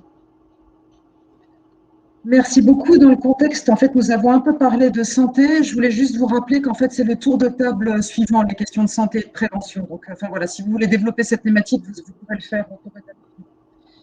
Donc, je passe la parole cette fois-ci. Voici l'ordre. D'abord, Stéphanie Maude, puis Denis Thuriot, puis Marie-Guite Dufay, puis Bastien Faudot. Stéphanie Maude, c'est à vous pour 4 minutes. Oui, merci. Donc, effectivement, fracture territoriale. La région Bourgogne-Franche-Comté a des territoires qui sont très différents. Donc, nous nous attacherons vraiment à ce que cette grande région, c'est une région qui fasse de la solidarité et pas de la compétitivité entre les territoires, entre les grands pôles urbains, également pôles urbains et pôles ruraux. Alors, ce qu'il faut dans un premier temps, effectivement, pour limiter cette fracture territoriale, pour remettre effectivement du lien et pour maintenir aussi la population dans le milieu rural, pour leur permettre de vivre mieux, d'être moins dans la précarité aussi. Donc, il y a tout ce qui tourne autour du maintien des services publics en zone rurale. Et donc, ce maintien des services publics, donc c'est en lien bien évidemment avec les politiques de l'État, mais c'est vraiment s'assurer que chaque territoire bénéficie d'une maison de services publics au minimum. Donc, c'est quand c'est possible, c'est recréer effectivement des services publics de proximité qui sont une demande forte et qui renforcent en fait ce sentiment de précarité et d'isolement, et voire même d'abandon finalement de certaines zones. Donc, la région, effectivement, est chef d'orchestre pour mutualiser l'ensemble des savoirs, des ressources et des innovations les plus avancées en matière de solidarité et de transition écologique à partir d'un diagnostic des territoires et donc de conférences territoriales. Donc, il nous faut absolument qu'on aille regarder attentivement dans l'ensemble des territoires de notre grande région pour savoir ce qui fonctionne déjà bien et pour pouvoir le dupliquer dans des zones qui sont plus en difficulté que d'autres. Donc, aider au maintien des services de proximité, bien évidemment aussi soutenir les commerces de proximité, donc faire en sorte qu'on puisse réinstaller ou maintenir ou soutenir beaucoup plus fortement les commerces de proximité, d'ailleurs que ce soit en ruralité ou sur des villes moyennes ou sur des petites villes qui voient partir ces commerces. C'est également soutenir la création, donc je l'ai dit, de maisons de services publics, c'est garantir aussi une couverture numérique équitable et responsable sur l'ensemble du territoire, donc achever l'installation de la fibre et du haut débit, et en même temps, bien évidemment, lutter contre la fracture numérique qui, on l'a vu là, notamment avec la crise sanitaire et le confinement, les difficultés que peuvent avoir certaines personnes à manipuler l'outil informatique. Et je pense aussi, j'y reviens aussi, à des jeunes, parce que tous les jeunes ne sont pas en capacité déjà d'avoir de l'équipement informatique chez eux et aussi d'être en capacité de s'en servir. Tout ce qui tourne aussi bien évidemment autour de la santé, mais ça sera le dernier point, donc nous y reviendrons. C'est aussi donc soutenir l'activité économique, la recréer aussi, donc soutenir vraiment principalement tout ce qui peut être création et soutien de l'activité économique dans l'ensemble des territoires, pour pas qu'il y ait vraiment un déséquilibre de plus en plus fort entre les zones urbaines avec énormément d'emplois et des zones rurales qui sont en train de perdre et leur population et leurs emplois. De même que les jeunes doivent pouvoir vivre là où ils le souhaitent, pouvoir étudier là où ils le souhaitent, donc la formation professionnelle aussi, le maillage territorial, les lycées, maintien fort des lycées quand ils existent dans le milieu rural, parce qu'un lycée, c'est aussi effectivement un milieu de vie, ce sont des enseignants, c'est toute une équipe pédagogique, donc c'est aussi de l'économie locale. Pourquoi ? Parce que c'est aussi extrêmement important que, encore une fois, on puisse pouvoir étudier et vivre là où on le souhaite. Donc aussi formation professionnelle dans l'ensemble du territoire pour pouvoir vraiment avoir un maillage territorial et ne pas aussi avoir des grands centres et des grands organismes de formation dans un coin de la région et pas forcément ailleurs. Donc, valoriser la ruralité, ça passe aussi par le tourisme local, la culture aussi, beaucoup d'expérimentations extrêmement intéressantes. Donc, nous appuierons aussi la création de tiers-lieux dans les secteurs ruraux parce que c'est là aussi un maillage extrêmement intéressant. Et puis, tout ce qui tourne bien évidemment autour des transports, donc réinstallation, réouverture de lignes secondaires ferroviaires et maillage beaucoup plus fin du territoire en termes de transport et notamment de transport public et de transport collectif. Merci beaucoup. Vous avez mis votre intervention, me semble-t-il, sur le thème de la solidarité entre les territoires et pas de la compétition entre eux. Et vous avez aussi donné plusieurs solutions que vous mettriez en œuvre pour que les gens puissent vivre où ils le souhaitent, notamment pour aider les commerces de proximité, pour renforcer ou au moins maintenir pour le moins tout ce qui concerne les écoles, les collèges, qu'il y ait un maillage qui permette aux personnes de vivre où elles le souhaitent dans la région. Je passe maintenant la parole à Denis Turriot. C'est à vous, Monsieur Turriot, pour 4 minutes. Merci. Alors justement, ça tombe bien, notre proposition d'une région partout et pour tous, c'est tout à fait la correspondance avec les constats de fractures territoriales qui ont été résumés en introduction. Et ce que nous souhaitons porter, ce n'est pas forcément quelque chose de matérialisable immédiatement, mais c'est davantage un sentiment d'appartenance régionale qui reste à créer dans la mesure où il y a souvent des complexes, des francs-comtois vis-à-vis des bourguignons et parfois vice-versa. Donc nous devons considérer que nous sommes tous dans une même communauté de destin à travers une démarche de progrès, parce que c'est ce que nous portons, progrès raisonnable, progrès, on peut porter la 5G et être un territoire numériquement responsable, c'est pas antinomique. Une région aussi qui fédère ses habitants, qu'ils en soient fiers et qu'ils connaissent mieux justement les richesses qu'ils ont et des pôles d'excellence que nous souhaitons mettre en avant un peu partout et que nous souhaitons mettre aussi en correspondance. Ça pourrait être du prêt de main-d'œuvre, ça pourrait être aussi de la sous-traitance entre eux, alors que souvent ils ne se connaissent pas. Bref, que nous aidions à structurer à une échelle régionale ce qui nous réunit, ce qui nous unit. Et donc cette région, elle doit dépasser les logiques de compétition. Par contre, je pense que le terme compétitivité peut être adapté en adéquation aussi avec solidarité, parce que la compétitivité, elle crée une émulation saine de développement entre les uns et entre les autres. C'est aussi une façon d'encourager les alliances entre les territoires, parce que si je prône une seule région, et pas des provinces, mais une seule région, Bourgogne-Franche-Comté, qui soit un mariage réussi, eh bien, ça n'empêche pas de tenir compte des diversités. La loi 4D qui arrive va nous y aider, et donc ça permettra justement de mettre les acteurs publics et également en lien avec les acteurs privés dans un esprit de coopération. Cohésion, équité, coopération, c'est ce que j'ai créé à l'échelle de mon territoire. Ce sont les maîtres mots de ma vision. Et donc, c'est l'esprit aussi, par exemple, du CIVIM, Sommet international d'innovation en vie médiale, que j'ai créé sous le haut patronat du président de la République, qui est la démonstration que dans des territoires médians, il y en a beaucoup en Bourgogne-Franche-Comté, eh bien, nous avons la capacité d'innover, la capacité d'inventer, la capacité de mettre en atout nos valeurs. Et je l'ai créé en partenariat avec une ville québécoise, en alternance une année sur 2. Ça montre aussi qu'un territoire raisonnablement petit ou raisonnablement grand, c'est quand, comme on le voit, est capable de se développer à l'international pour répondre aux enjeux d'aujourd'hui. Je précise que dans l'innovation, d'ailleurs, nous accompagnerons, c'est important, les entreprises qui veulent s'y tourner par une aide qui sera démultipliée par 2. Et puis, c'est aussi de proposer une meilleure présence du conseil régional partout pour tous. Ça veut dire faire tourner l'ingénierie, la mettre à côté des élus en respectant leur souveraineté, que ce soit les maires ou les présidents d'intercommunalité, les mettre dans les maisons France Service, ça ne coûtera pas plus cher, utiliser davantage les antennes régionales parce qu'elles sont, à mon avis, insuffisamment occupées, et puis améliorer les services publics en ligne de la région. Ça veut dire aussi élaborer des contrats territoriaux beaucoup plus fins avec les EPCI, en confiance, avec une présence des élus régionaux en permanence aux côtés de leurs élus locaux, aux côtés de leurs entreprises, créer des permanences pour les aider à monter les dossiers, notamment européens, ou les dossiers régionaux qui souvent les dissuadent. Bref, une dynamique de développement et de valorisation, assurer donc ce support d'ingénierie qui souvent fait défaut, et puis accélérer le très haut débit en finançant le dernier kilomètre de la fibre, parfois la 5G, puisque je la porte avec Cédrico dans les territoires peu denses à hauteur de 25%, vous savez, la téléphonie qui n'est pas réussie, et je sais de quoi je parle, notamment en ce moment en campagne, les zones blanches, elles sont beaucoup trop nombreuses, déploiement raisonné, équitable de la 5G, parce que ça va permettre beaucoup de progrès et des coûts moindres, notamment sur la vidéoprotection.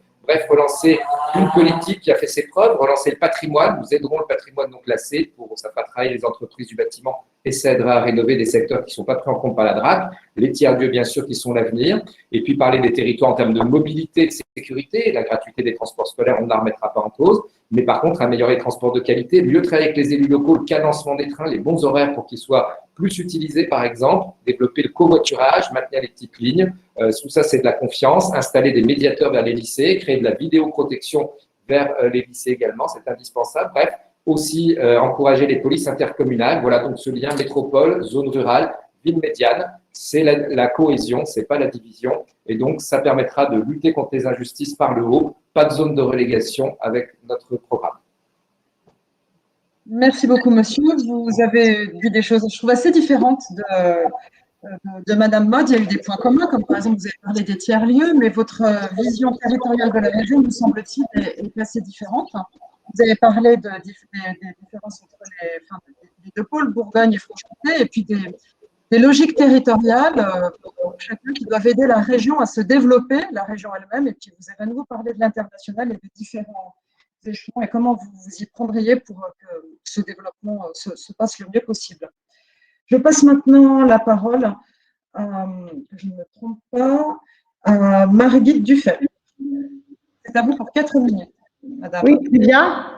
Nous avons besoin de tous, de tout le monde, des territoires urbains comme des territoires ruraux. Le souci que nous devons avoir dans mon esprit, c'est qu'effectivement, nous soyons autant dans l'écoute des besoins des uns et des autres. Parce qu'il y a des besoins dans les métropoles par rapport à des grosses charges de centralité, notamment, par exemple, au niveau des équipements sanitaires, des équipements universitaires, qui ne bénéficient pas qu'à la métropole, mais qui bénéficient à l'ensemble du territoire. Et puis, nous devons être très à l'écoute de tous les besoins de tous les autres territoires, des villes moyennes, des bourgs-centres et des petites communes. Il y a, c'est vrai, un sentiment chez certains d'être délaissés, de ne pas être pris en compte, parce qu'il y a eu une désertification énorme dans les campagnes. Il y a eu des commerces qui ont disparu, il y a des écoles qui ont fermé par manque d'activité. Et du coup, il y a des risques de fractures certains. Alors, la région y a travaillé pendant tout ce mandat, il y a encore beaucoup à faire. J'ai eu le souci, et je parle de ce que j'ai fait parce que je voudrais vous dire par rapport à la suite ce que cela signifie. Ce que j'ai fait, c'est établir des contrats avec tous les territoires pour que, à partir des besoins qu'ils ressentent, besoins par rapport à peut-être des accompagnements sur de l'accueil d'activités économiques, sur l'accueil d'activités artisanales, sur la création de commerces, ou bien accompagnement pour le montage de la mise en place de pôles de services publics, sans parler des maisons de santé, dont nous parlerons tout à l'heure. Donc tous ces besoins, territoire par territoire, nous les avons écoutés et nous avons conclu des contrats. Des contrats aussi bien avec les territoires ruraux qu'avec les territoires urbains. Et nous avons regardé aussi comment nos financements au niveau de la région pouvaient répondre à des critères un petit peu différents d'un territoire à l'autre, en prenant en compte la notion de pauvreté. Dans des territoires plus pauvres que d'autres, nos politiques territoriales ont été bonifiées, si je puis dire. Maintenant, pour l'avenir, si je suis élue, je voudrais aller beaucoup plus loin. Et je voudrais que, maintenant que nous avons harmonisé administrativement cette région, que nous avons fait ces contrats de territoire partout, je voudrais que vraiment nous adoptions un principe de différenciation très fort et que l'on prenne encore plus en compte les spécificités de ces territoires dans nos propres politiques. Toutes nos politiques économiques, nos politiques d'éducation, nos politiques de protection environnementale, nos politiques sociales, et que l'on donne plus à ceux qui ont moins. C'est quelque chose qu'il va falloir construire avec tous ces territoires, mais on a établi un partenariat qui est déjà assez solide et je pense qu'il peut évoluer dans ce sens-là pour que vraiment on soit encore plus à l'écoute de toutes les spécificités. Il y a des bassins qui vivent très mal, d'autres qui vivent bien. La région doit être aux côtés de tous, mais elle doit faire valoir un principe de solidarité. Merci beaucoup. Donc, ce que vous nous avez dit, surtout à la fin de votre intervention, c'est que pour la prochaine mandature, ce que vous souhaiteriez faire, c'est axer les politiques en fonction de politiques de tous ordres, en fonction de la spécificité des territoires.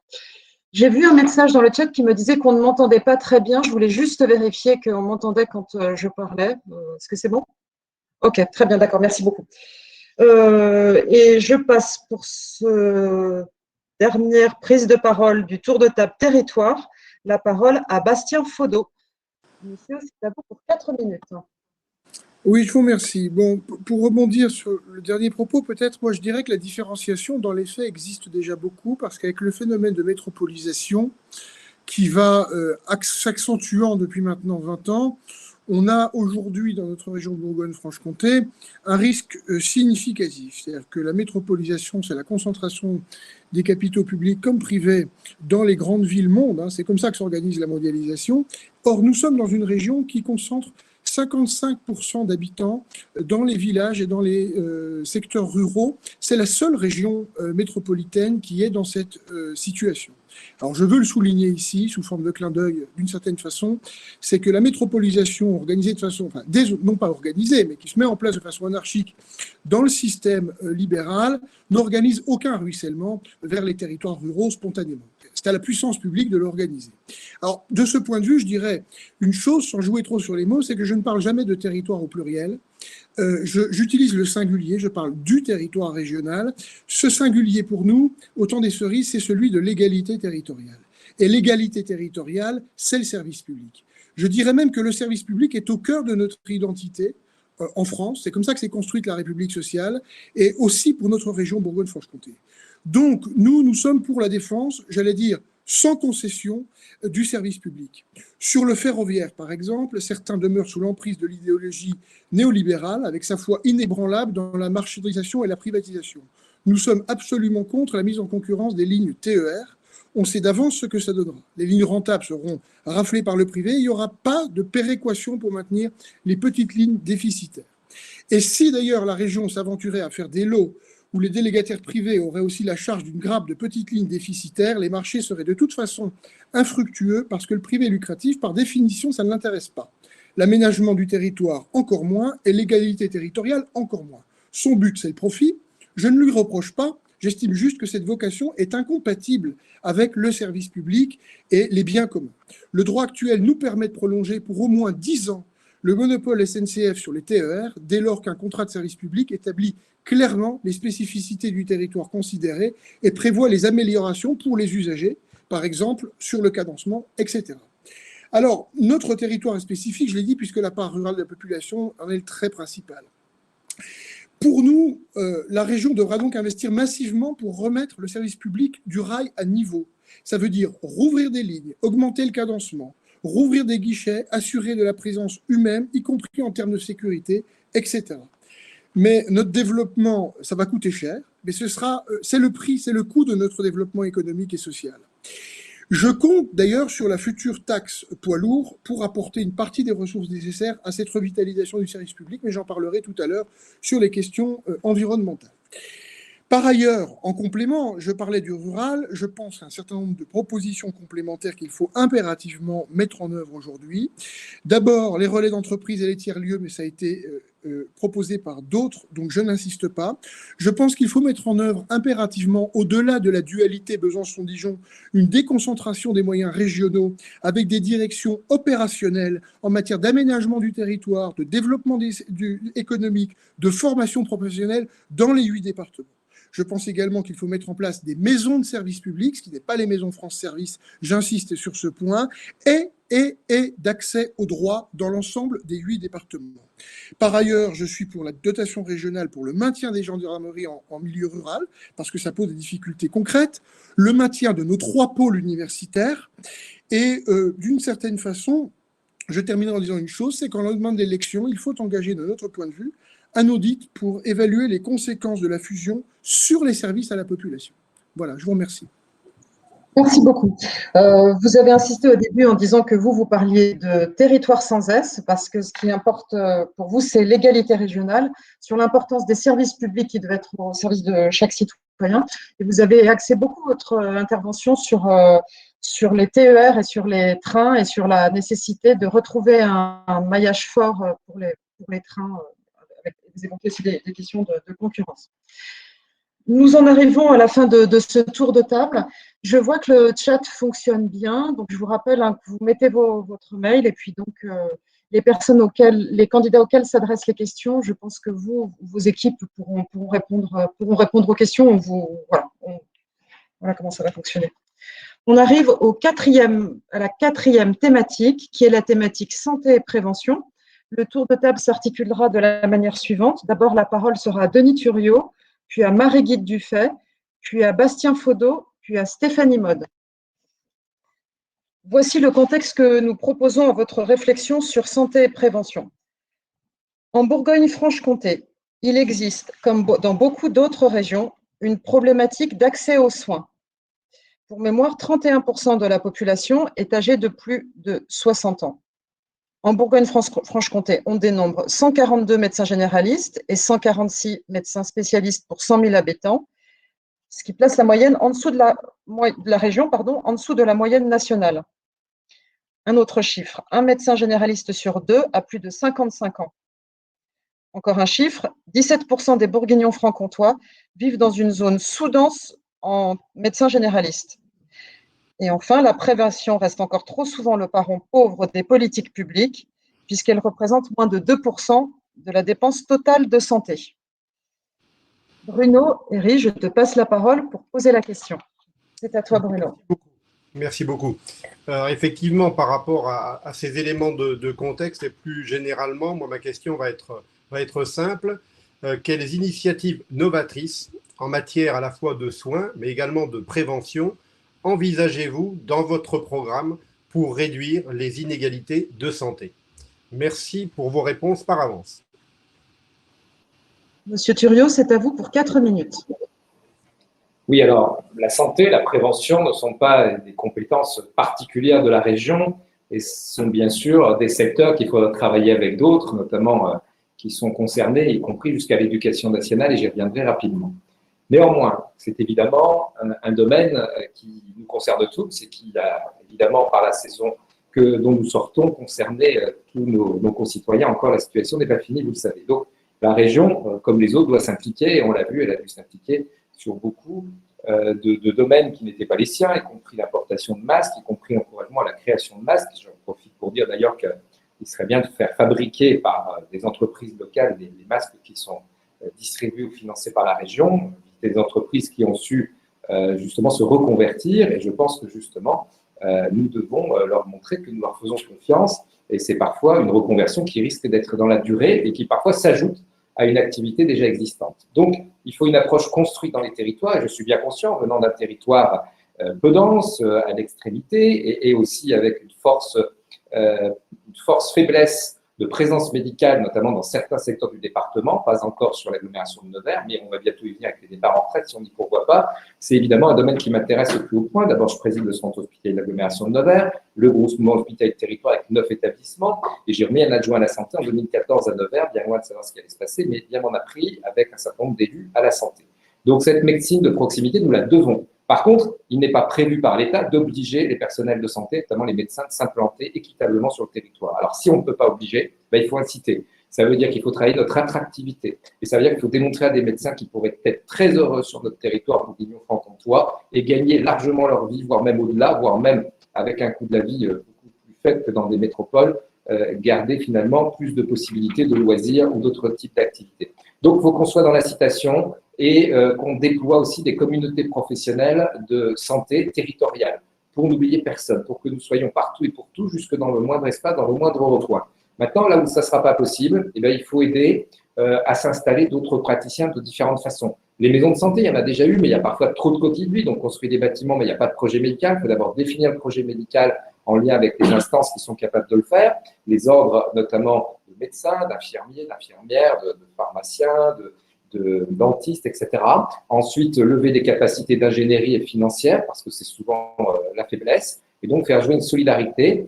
Sur les politiques de prévention, nous devons être plus volontaires sur les harcèlements qui sont insupportables, parce que c'est aussi de la santé, notamment de la santé mentale, les formes d'addiction, continuer à lutter contre les trafics de stupéfiants, c'est pas à la région de le faire en direct, mais en tout cas d'être présente aux côtés de ceux qui le portent, lutter contre les troubles de sommeil qui gagnent de plus en plus nos enfants par des addictions, notamment sur les écrans, même si je porte l'innovation, on peut le faire de façon raisonnable, la lutte contre l'obésité qui est aussi un fléau, tout ça, accentuer des groupes de travail dans lesquels la région s'impliquera raisonnablement en mêlant les acteurs de santé, les groupes sociaux et les enseignants également. Et puis favoriser aussi le sport santé, le sport bien-être, c'est important dans la vie quotidienne, davantage de liens entre les centres hospitaliers régionaux et les centres hospitaliers universitaires. Et bref, responsabiliser les professions médicales pour mieux travailler avec nous et mieux identifier aussi les nouvelles formations dans le secteur médico-social, ça me semble essentiel. Passer aussi à des bourses plus incitatives, les départements le font, mais on peut peut-être enchérir pour dire, voilà, finissez vos études de médecine ici, par contre, vous engagez à rester et on vous aidera encore davantage. Favoriser aussi la prévention des jeunes en lien avec l'éducation nationale, par exemple sur les luttes contre les préventions contre la MST, je ne dis pas qu'il n'y a rien, mais il faut davantage le faire. Pour les seniors, c'est une politique portée principalement par les départements, ça ne veut pas dire que les régions ne doivent pas être en accompagnement. Et puis, je voudrais évoquer un point qui est l'alimentation. L'alimentation, ça retrouve effectivement les filières courtes. Et moi, je voudrais par exemple créer une entité unique de la maternelle à l'enseignement supérieur pour donner plus de visibilité aux filières courtes et faire des grosses commandes qui seraient déployées sur tout le territoire. L'alimentation, c'est aussi la santé.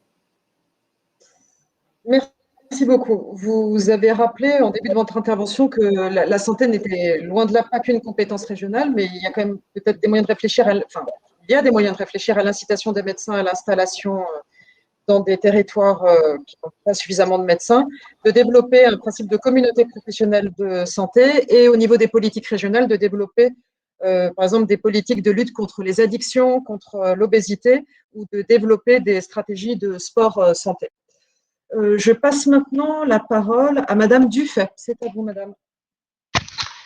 Oui, donc nous n'avons malheureusement pas les leviers en région pour inciter les médecins à s'installer dans des zones où il manque cruellement. Et c'est pour cela que depuis de nombreuses années, moi j'ai travaillé au sein de cette collectivité à voir avec des professionnels de santé sur les territoires comment on pouvait contribuer à les accompagner sur des nouveaux modes de délivrance des soins. Et donc, cela, petit à petit, a donné naissance aux maisons de santé. Maisons de santé pluridisciplinaires qui permettent aux médecins de ne pas être tout seuls dans un territoire rural et d'être dans une communauté qui facilite leur travail. Donc, nous avons participé à l'élaboration de plus de 100 maisons de santé et donc nous continuerons.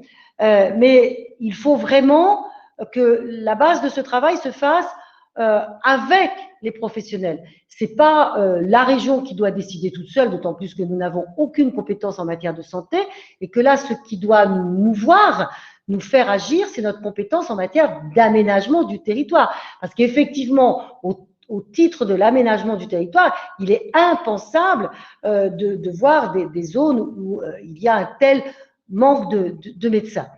Donc, la région peut intervenir sur les maisons de santé, elle peut intervenir sur la pratique d'innovation, notamment de la e-santé, e-médecine, e-diagnostic, mais je suis prudente sur ces domaines-là parce que je me dis qu'il faut quand même qu'il y ait toujours une personne et une référence humaine. On ne peut pas tout numériser, mécaniser. Il faut vraiment faire attention à cela et que le lien se fasse vraiment avec l'hôpital de proximité. Autrement, une compétence de la région en matière de santé très forte, c'est la formation. La formation pour les personnels de santé.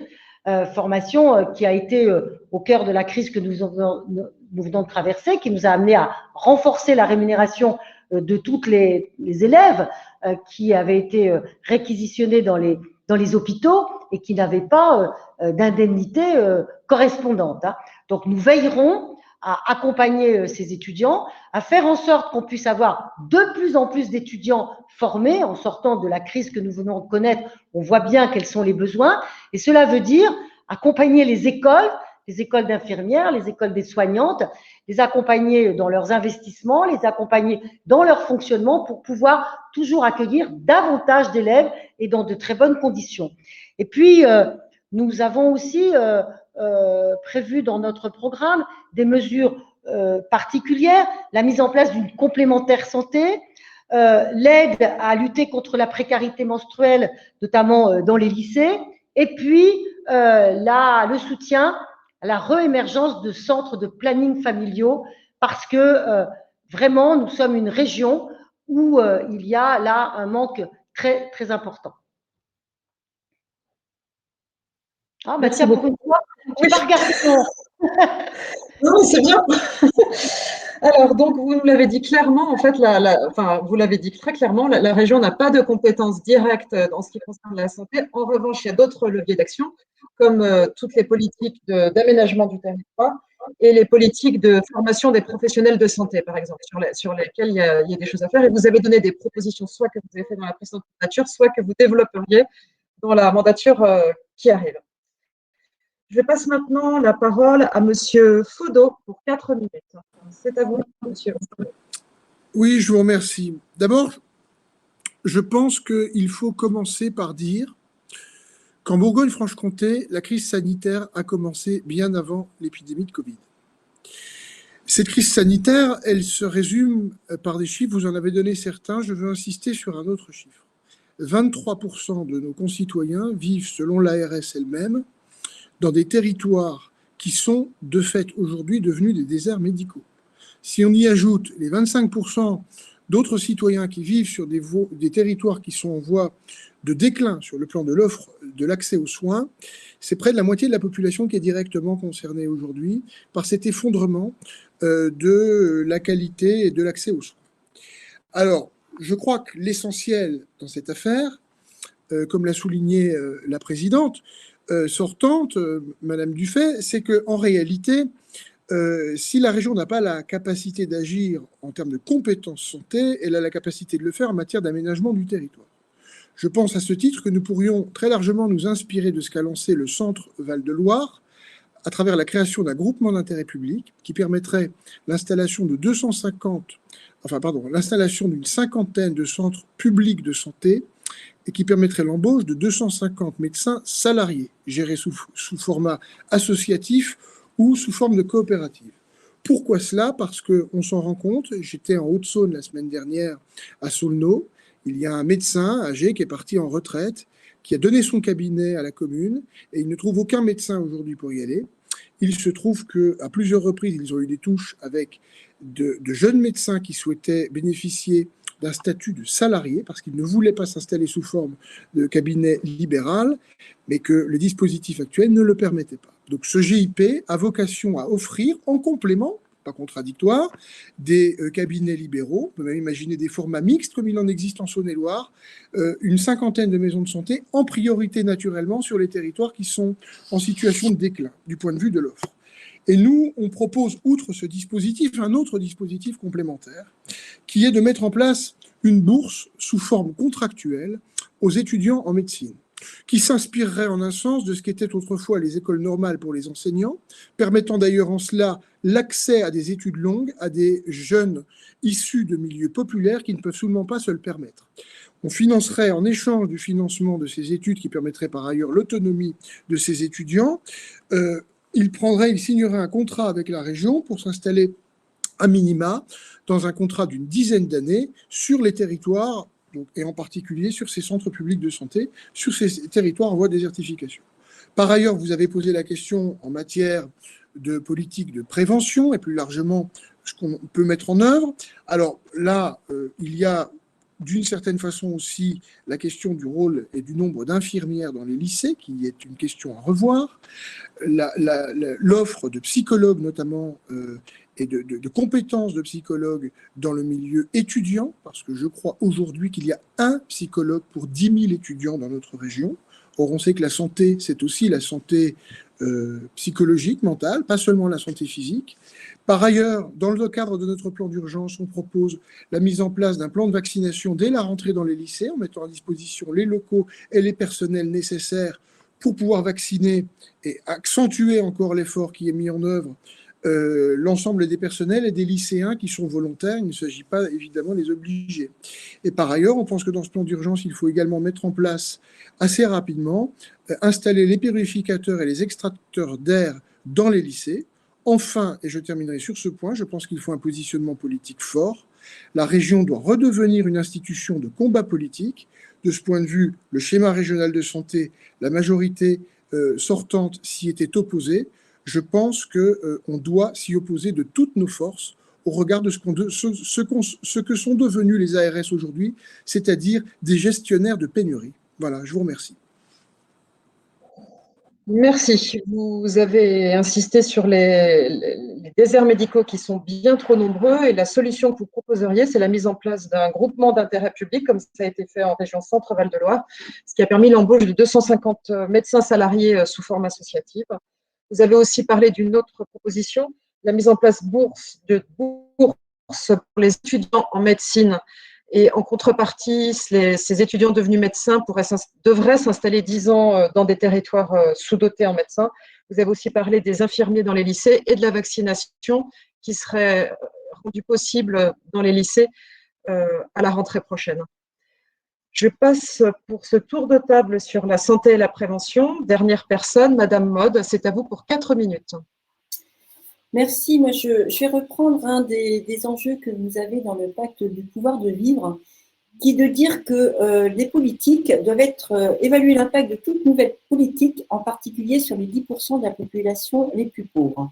Je dis ça parce que, effectivement, il y a des inégalités territoriales, il y a un manque criant d'équité territoriale sur les questions de santé, mais il y a encore quelque chose qui est encore plus criant que ça, c'est l'accès à la santé, aux soins, et le fait que plus on est pauvre et moins on se soigne. Donc moins on se soigne et plus on a de chance ou de malchance d'être encore plus malade et donc de sombrer encore plus dans la précarité. Donc un véritable enjeu, et là je pense qu'effectivement c'est particulièrement important, alors même si ça a été dit, la région en tant que telle n'a pas de compétences propres en termes de santé, nous avons donc l'outil de formation.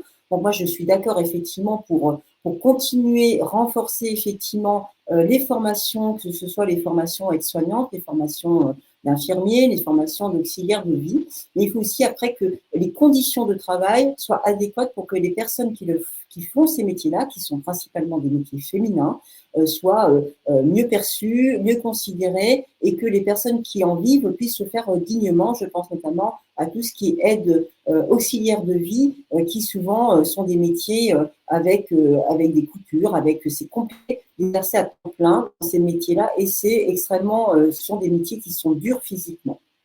Donc, je suis tout à fait d'accord. Donc, pour éradiquer les déserts médicaux, ça a été dit par Bastien Faudot, donc l'appui aux maisons de santé du secteur conventionné, cabinets locaux groupés, donc il y a effectivement des choses à faire avec ça. Effectivement, prendre en charge, donc nous aussi, on a dans notre projet la gratuité de mutuelle pour un certain nombre de jeunes. C'est également, ça a été dit, beaucoup plus, donc un maillage plus important des infirmières dans les lycées, parce que ça, c'est important en matière de prévention et d'accompagnement. Un manque criant de psychologues et de personnel, de médecins aussi auprès de nos étudiants qui sont parfois très isolés et ne savent pas trop vers qui se tourner. Les plannings familiaux, bien évidemment, je suis tout à fait d'accord. Nous en manquons cruellement et nous avons encore un gros effort à faire sur la prévention et les risques de grossesse, notamment les grossesses chez les très jeunes filles. Une chose aussi très importante quand même, c'est que effectivement, là encore une fois, c'est une compétence État, la santé publique, et que l'absence, et ça a été dit aussi par M. Faudot, il faut arrêter de fermer des lits d'hôpitaux, il faut arrêter de fermer les hôpitaux de proximité qui ont tout leur sens aussi, et que justement, la région n'a pas vocation à se substituer à ce qui était notre modèle de santé publique. Notamment pourquoi ? Parce que la population, on l'a dit, la population vieillit, la population a besoin de plus en plus de personnel de santé, et donc il faut vraiment que l'État prenne ses responsabilités. Moi, je voudrais appuyer sur quelque chose qui est la prévention. Alors, vous savez, santé, environnement, c'est très lié. Donc, nous savons aussi, et nous sommes persuadés que c'est bien de vieillir actuellement, c'est bien, mais c'est bien mieux de vieillir de façon correcte et de ne pas effectivement de pouvoir avoir une vieillesse dans laquelle on est toujours autonome. Et vous savez, comme moi, bien évidemment, en plus de mutuelle, tout ça, donc l'important, c'est le développement des maladies chroniques. Donc, de l'obésité, des maladies chroniques, des maladies liées à la pollution de l'air. Donc, santé-environnement, une thématique vraiment en termes de prévention qui nous est, nous, vraiment très, très, très chère. Et nous avons les leviers, donc nous en parlerons dans le dernier point qui est lié à l'environnement. Un dernier point aussi, moi qui travaille dans le secteur de l'insertion professionnelle, toute l'importance aussi des dispositifs d'insertion et de réinsertion professionnelle, parce que quand on a un objectif, un emploi, et qu'on arrive à retrouver de l'emploi, donc je pense à l'activité par l'insertion, par l'économique, etc. Et ben, dans ce cadre-là, on est en bien meilleure santé, et autour de nous, la famille est en bien meilleure santé. Merci beaucoup. Dans votre intervention, vous avez insisté sur le renforcement des formations de professions, notamment paramédicales, et vous avez aussi parlé de métiers très difficiles, comme c'est les auxiliaires de vie. Alors, je ne l'ai pas fait, mais je pense que ça vaut le coup de lire le témoignage de Mélanie Meillet, j'espère qu'on prononce comme ça votre nom, Mélanie. L'aide à domicile est vraiment le parent pauvre de la santé. Ces agents font un travail de proximité essentiel au maintien des plus âgés à leur domicile. Il est urgent de récompenser ces professionnels à hauteur de leur investissement. Je pense que ça va dans votre sens, madame. Vous avez aussi parlé dans votre programme de gratuité de mutuelles pour certaines personnes. Et vous avez aussi évoqué la question des infirmiers, des psychologues qui doivent être plus nombreux en lycée. Et puis la question des hôpitaux de proximité également. Nous arrivons à la fin du 4e tour de table. On va passer à la 5e thématique sur l'environnement. Et comme le temps passe et comme on tient vraiment à terminer à 19h30, pas au-delà, et avoir quelques minutes pour vous remercier pour votre participation, je vous propose que pour le dernier tour de table, la prise de parole soit de 3 minutes par intervenant. Ça nous permettra de bien terminer à l'heure. Donc, nous arrivons à la 5e thématique sur l'environnement. Voici les éléments de contexte que nous vous proposons. La responsabilité sociale des entreprises, RSE. Ah, moi, ça résonne. Est-ce que c'est votre cas? Non. Donc, elle est définie par la Commission européenne comme l'intégration volontaire par les entreprises des préoccupations sociales et environnementales à leurs activités commerciales et leurs relations avec les parties prenantes. Depuis quelques années, la France s'est dotée d'un cadre législatif et réglementaire, avec récemment la loi Pacte en 2019, pour prendre en compte la RSE, le pacte du pouvoir de vivre sans réjouir. La crise sanitaire a lourdement impacté l'économie en général et nos entreprises en particulier. Il apparaît donc essentiel que les entreprises renforcent leur engagement en matière de RSE dans la stratégie d'après-crise. Tout d'abord parce que la crise sanitaire n'efface pas la gravité de la crise environnementale préexistante et parce que par ailleurs, toutes les conséquences de la crise actuelle ne sont pas identifiées. Les objectifs sociaux, sociétaux et de développement durable sont aujourd'hui tout aussi essentiels à la survie des entreprises que leurs performances économiques. Anne-Marie Lalire, je te passe la parole pour poser la question. C'est à toi, Anne-Marie. Alors, bonjour, Anne-Marie Lalire du groupe local Oxfam de Dijon. Dans le contexte que nous venons de vous présenter, la question que nous souhaitons vous poser est: quelles sont vos propositions pour que la région accompagne les entreprises sur leurs responsabilités sociétales? Merci pour cette question. Donc, c'est parti pour 3 minutes. Et là, je vous demande encore plus de bien respecter les 3 minutes pour qu'on termine bien à 30. Merci beaucoup. La parole est d'abord à Denis Thuriot, puis à Marie-Guide Dufay, puis à Bastien Faudot, puis à Stéphanie Mode. Denis Thuriot, c'est à vous.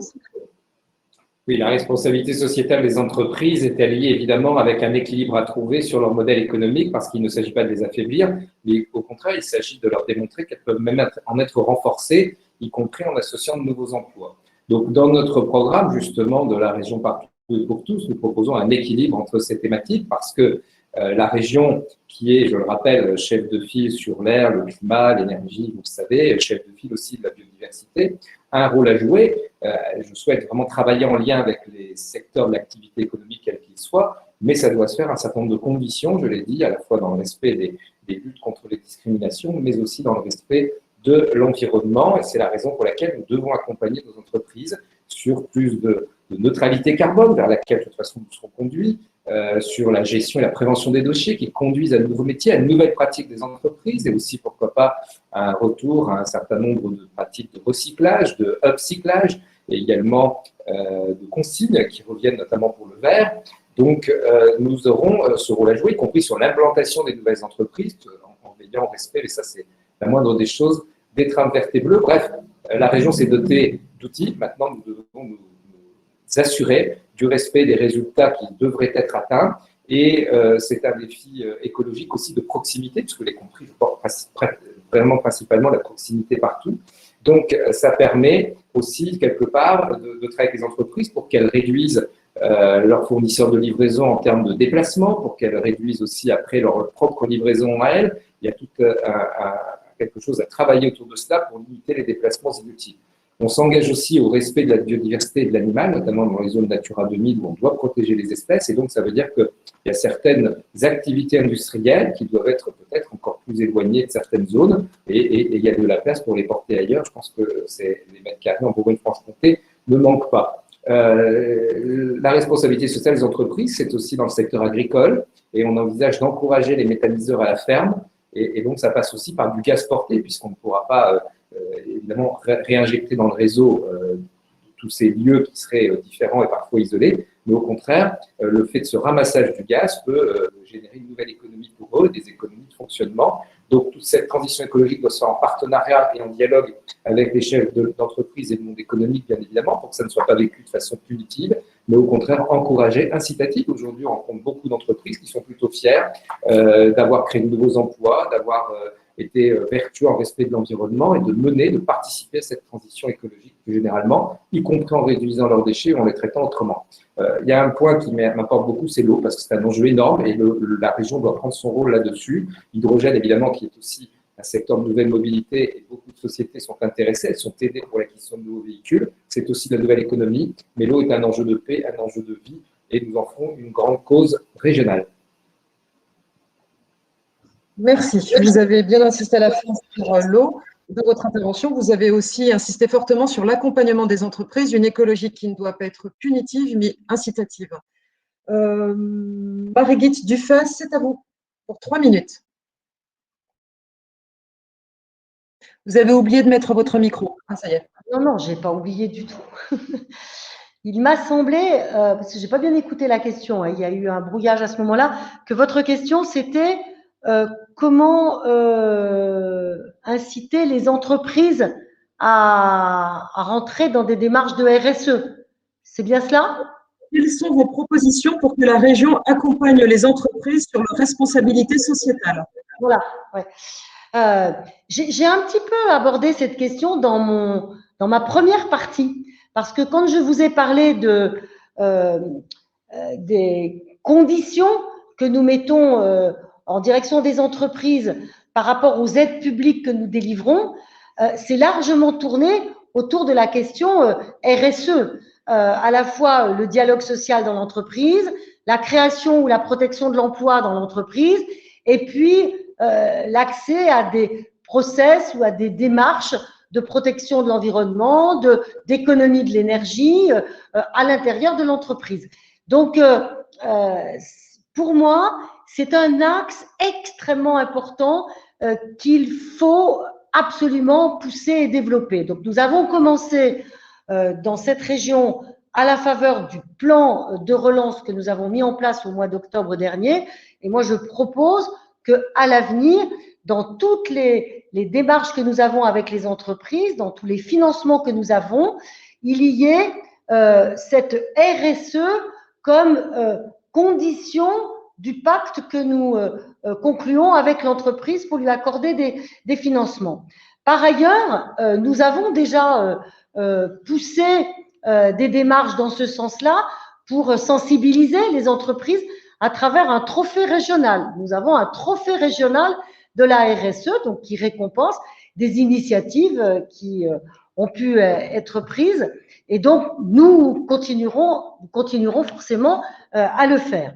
Et puis, il y a des entreprises qui ne sont pas encore rentrées véritablement dans cette démarche, qui cherchent à le faire, qui ont compris qu'effectivement, c'était un vrai levier de développement et qui s'entourent d'aides, de conseils, d'experts, et la région finance cette expertise dont l'entreprise a besoin pour rentrer dans une démarche de RSE.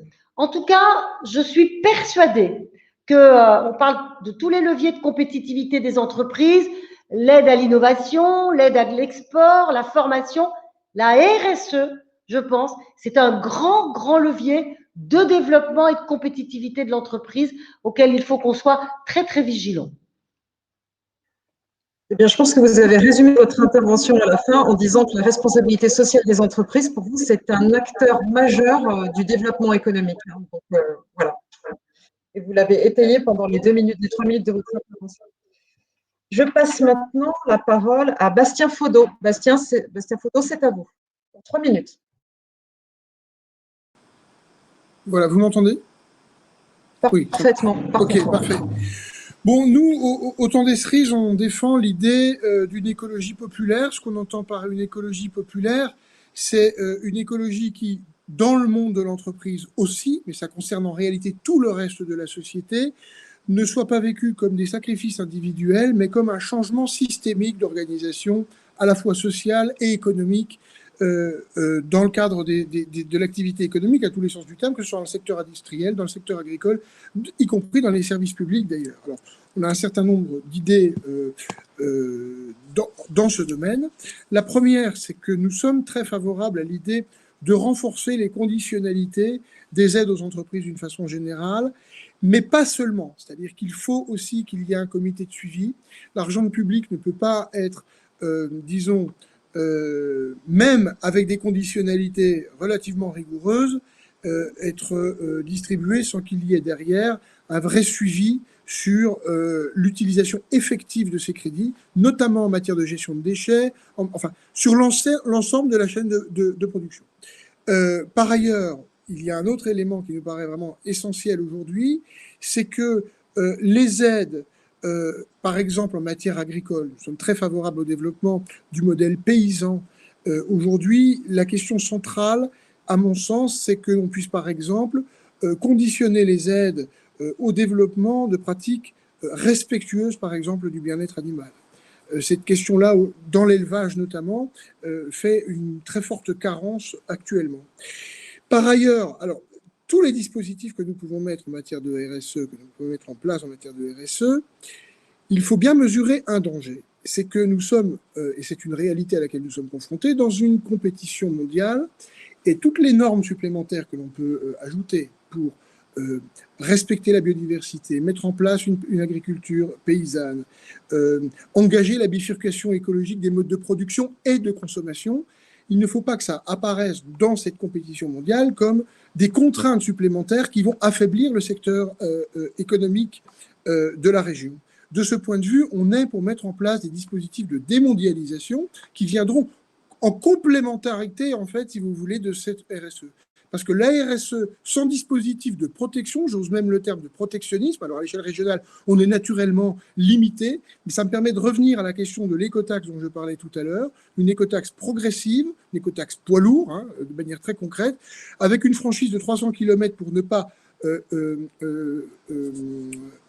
disons, porter atteinte en fait au secteur du transport régional, mais on est une région où il y a du trafic qui vient de toute l'Europe. On a toutes les contraintes de ce trafic, notamment en matière de pollution et de sécurité. Il est essentiel pour nous que la région puisse avoir des recettes nouvelles à travers cette écotaxe afin de financer les programmes de transition écologique. Je vous remercie. Merci beaucoup. Donc, vous avez vos 3 minutes, vous avez parlé d'écologie populaire, de la nécessité pour vous de renforcer la conditionnalité des aides auprès des entreprises, du bien-être animal, et puis comme vous l'avez fait dans une précédente intervention, de l'écotaxe sur les poids lourds. Et la dernière personne qui va parler, c'est donc Stéphanie Maude pour 3 minutes sur ces questions de RSE. C'est à vous, Madame Maude, pour les 3 dernières minutes. Merci beaucoup. Merci. Le nom de la liste, c'est écologiste et solidaire. C'est écologiste et solidaire parce que effectivement notre projet écologique est global et que nous lions systématiquement la question environnementale, la question sociale, la question économique. Donc là, dans ce qui est de la RSE, moi je ne reviendrai pas sur tout le programme écologique que nous menons. Vous pouvez le retrouver, c'est sur le site. Donc vous imaginez bien que c'est une part très importante. Au démarrage de l'intervention, j'ai effectivement parlé moi aussi de conditionner les aides aux entreprises sur des critères sociaux et environnementaux. Donc, ces critères sociaux-environnementaux, c'est pour aider à la fois les entreprises à aller dans la transition écologique, donc c'est-à-dire effectivement sobriété dans leur process, dans l'utilisation des fluides, mais c'est également aussi tout ce qui est lié au dialogue social dans l'entreprise, c'est tout ce qui est lié à l'égalité femmes-hommes, à une différence de salaire qui soit non pas complètement délirante, mais qui soit tout à fait raisonnable. C'est aussi le bien-être au travail, la qualité de vie au travail.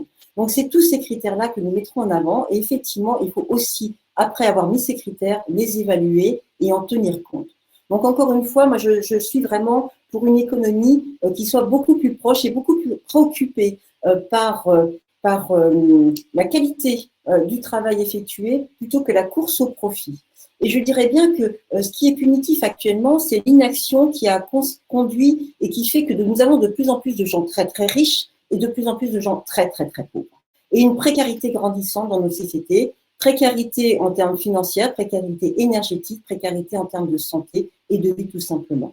Donc, il faut absolument rééquilibrer, et puis sans parler aussi, bien évidemment, de la différence qui se creuse aussi du pillage systématique des pays du Sud que nous continuons à subir. Donc, nous, ce que nous proposons, c'est effectivement un programme global, écologique, dans lequel nous redonnons du sens au travail, nous relocalisons effectivement une partie de notre économie, nous réindustrialisons aussi, parce que c'est là aussi, avec une mutation des métiers d'avenir, que nous arriverons à conserver et à sauvegarder de l'emploi dans notre beau pays et dans notre belle région.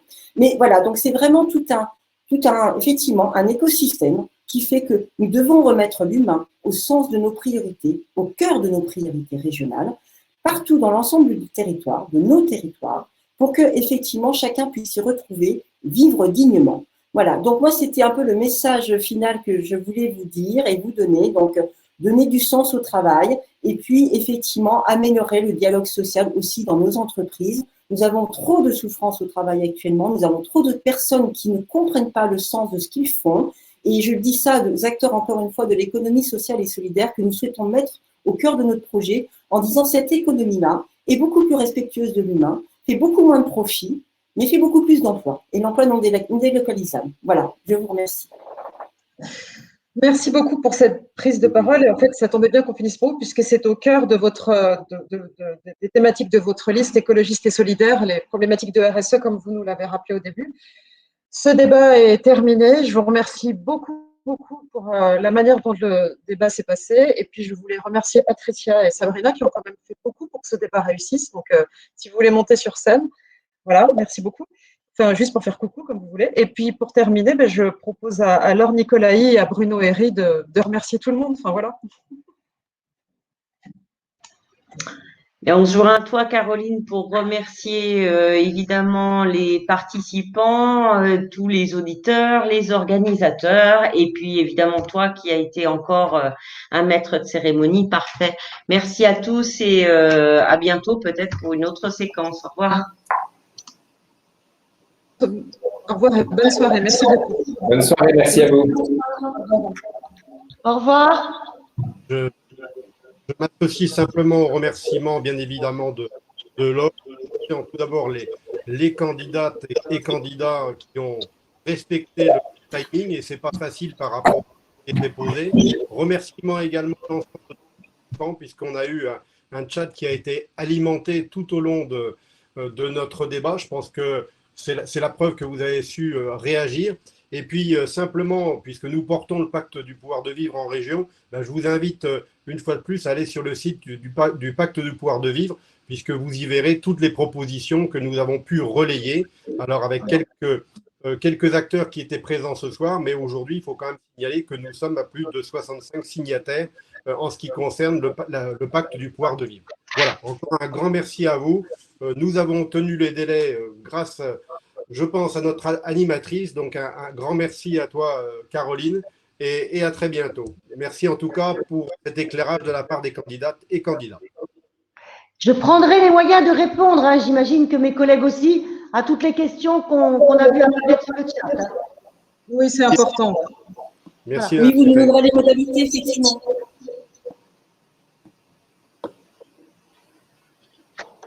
Merci. Bonsoir à tous. Bonsoir.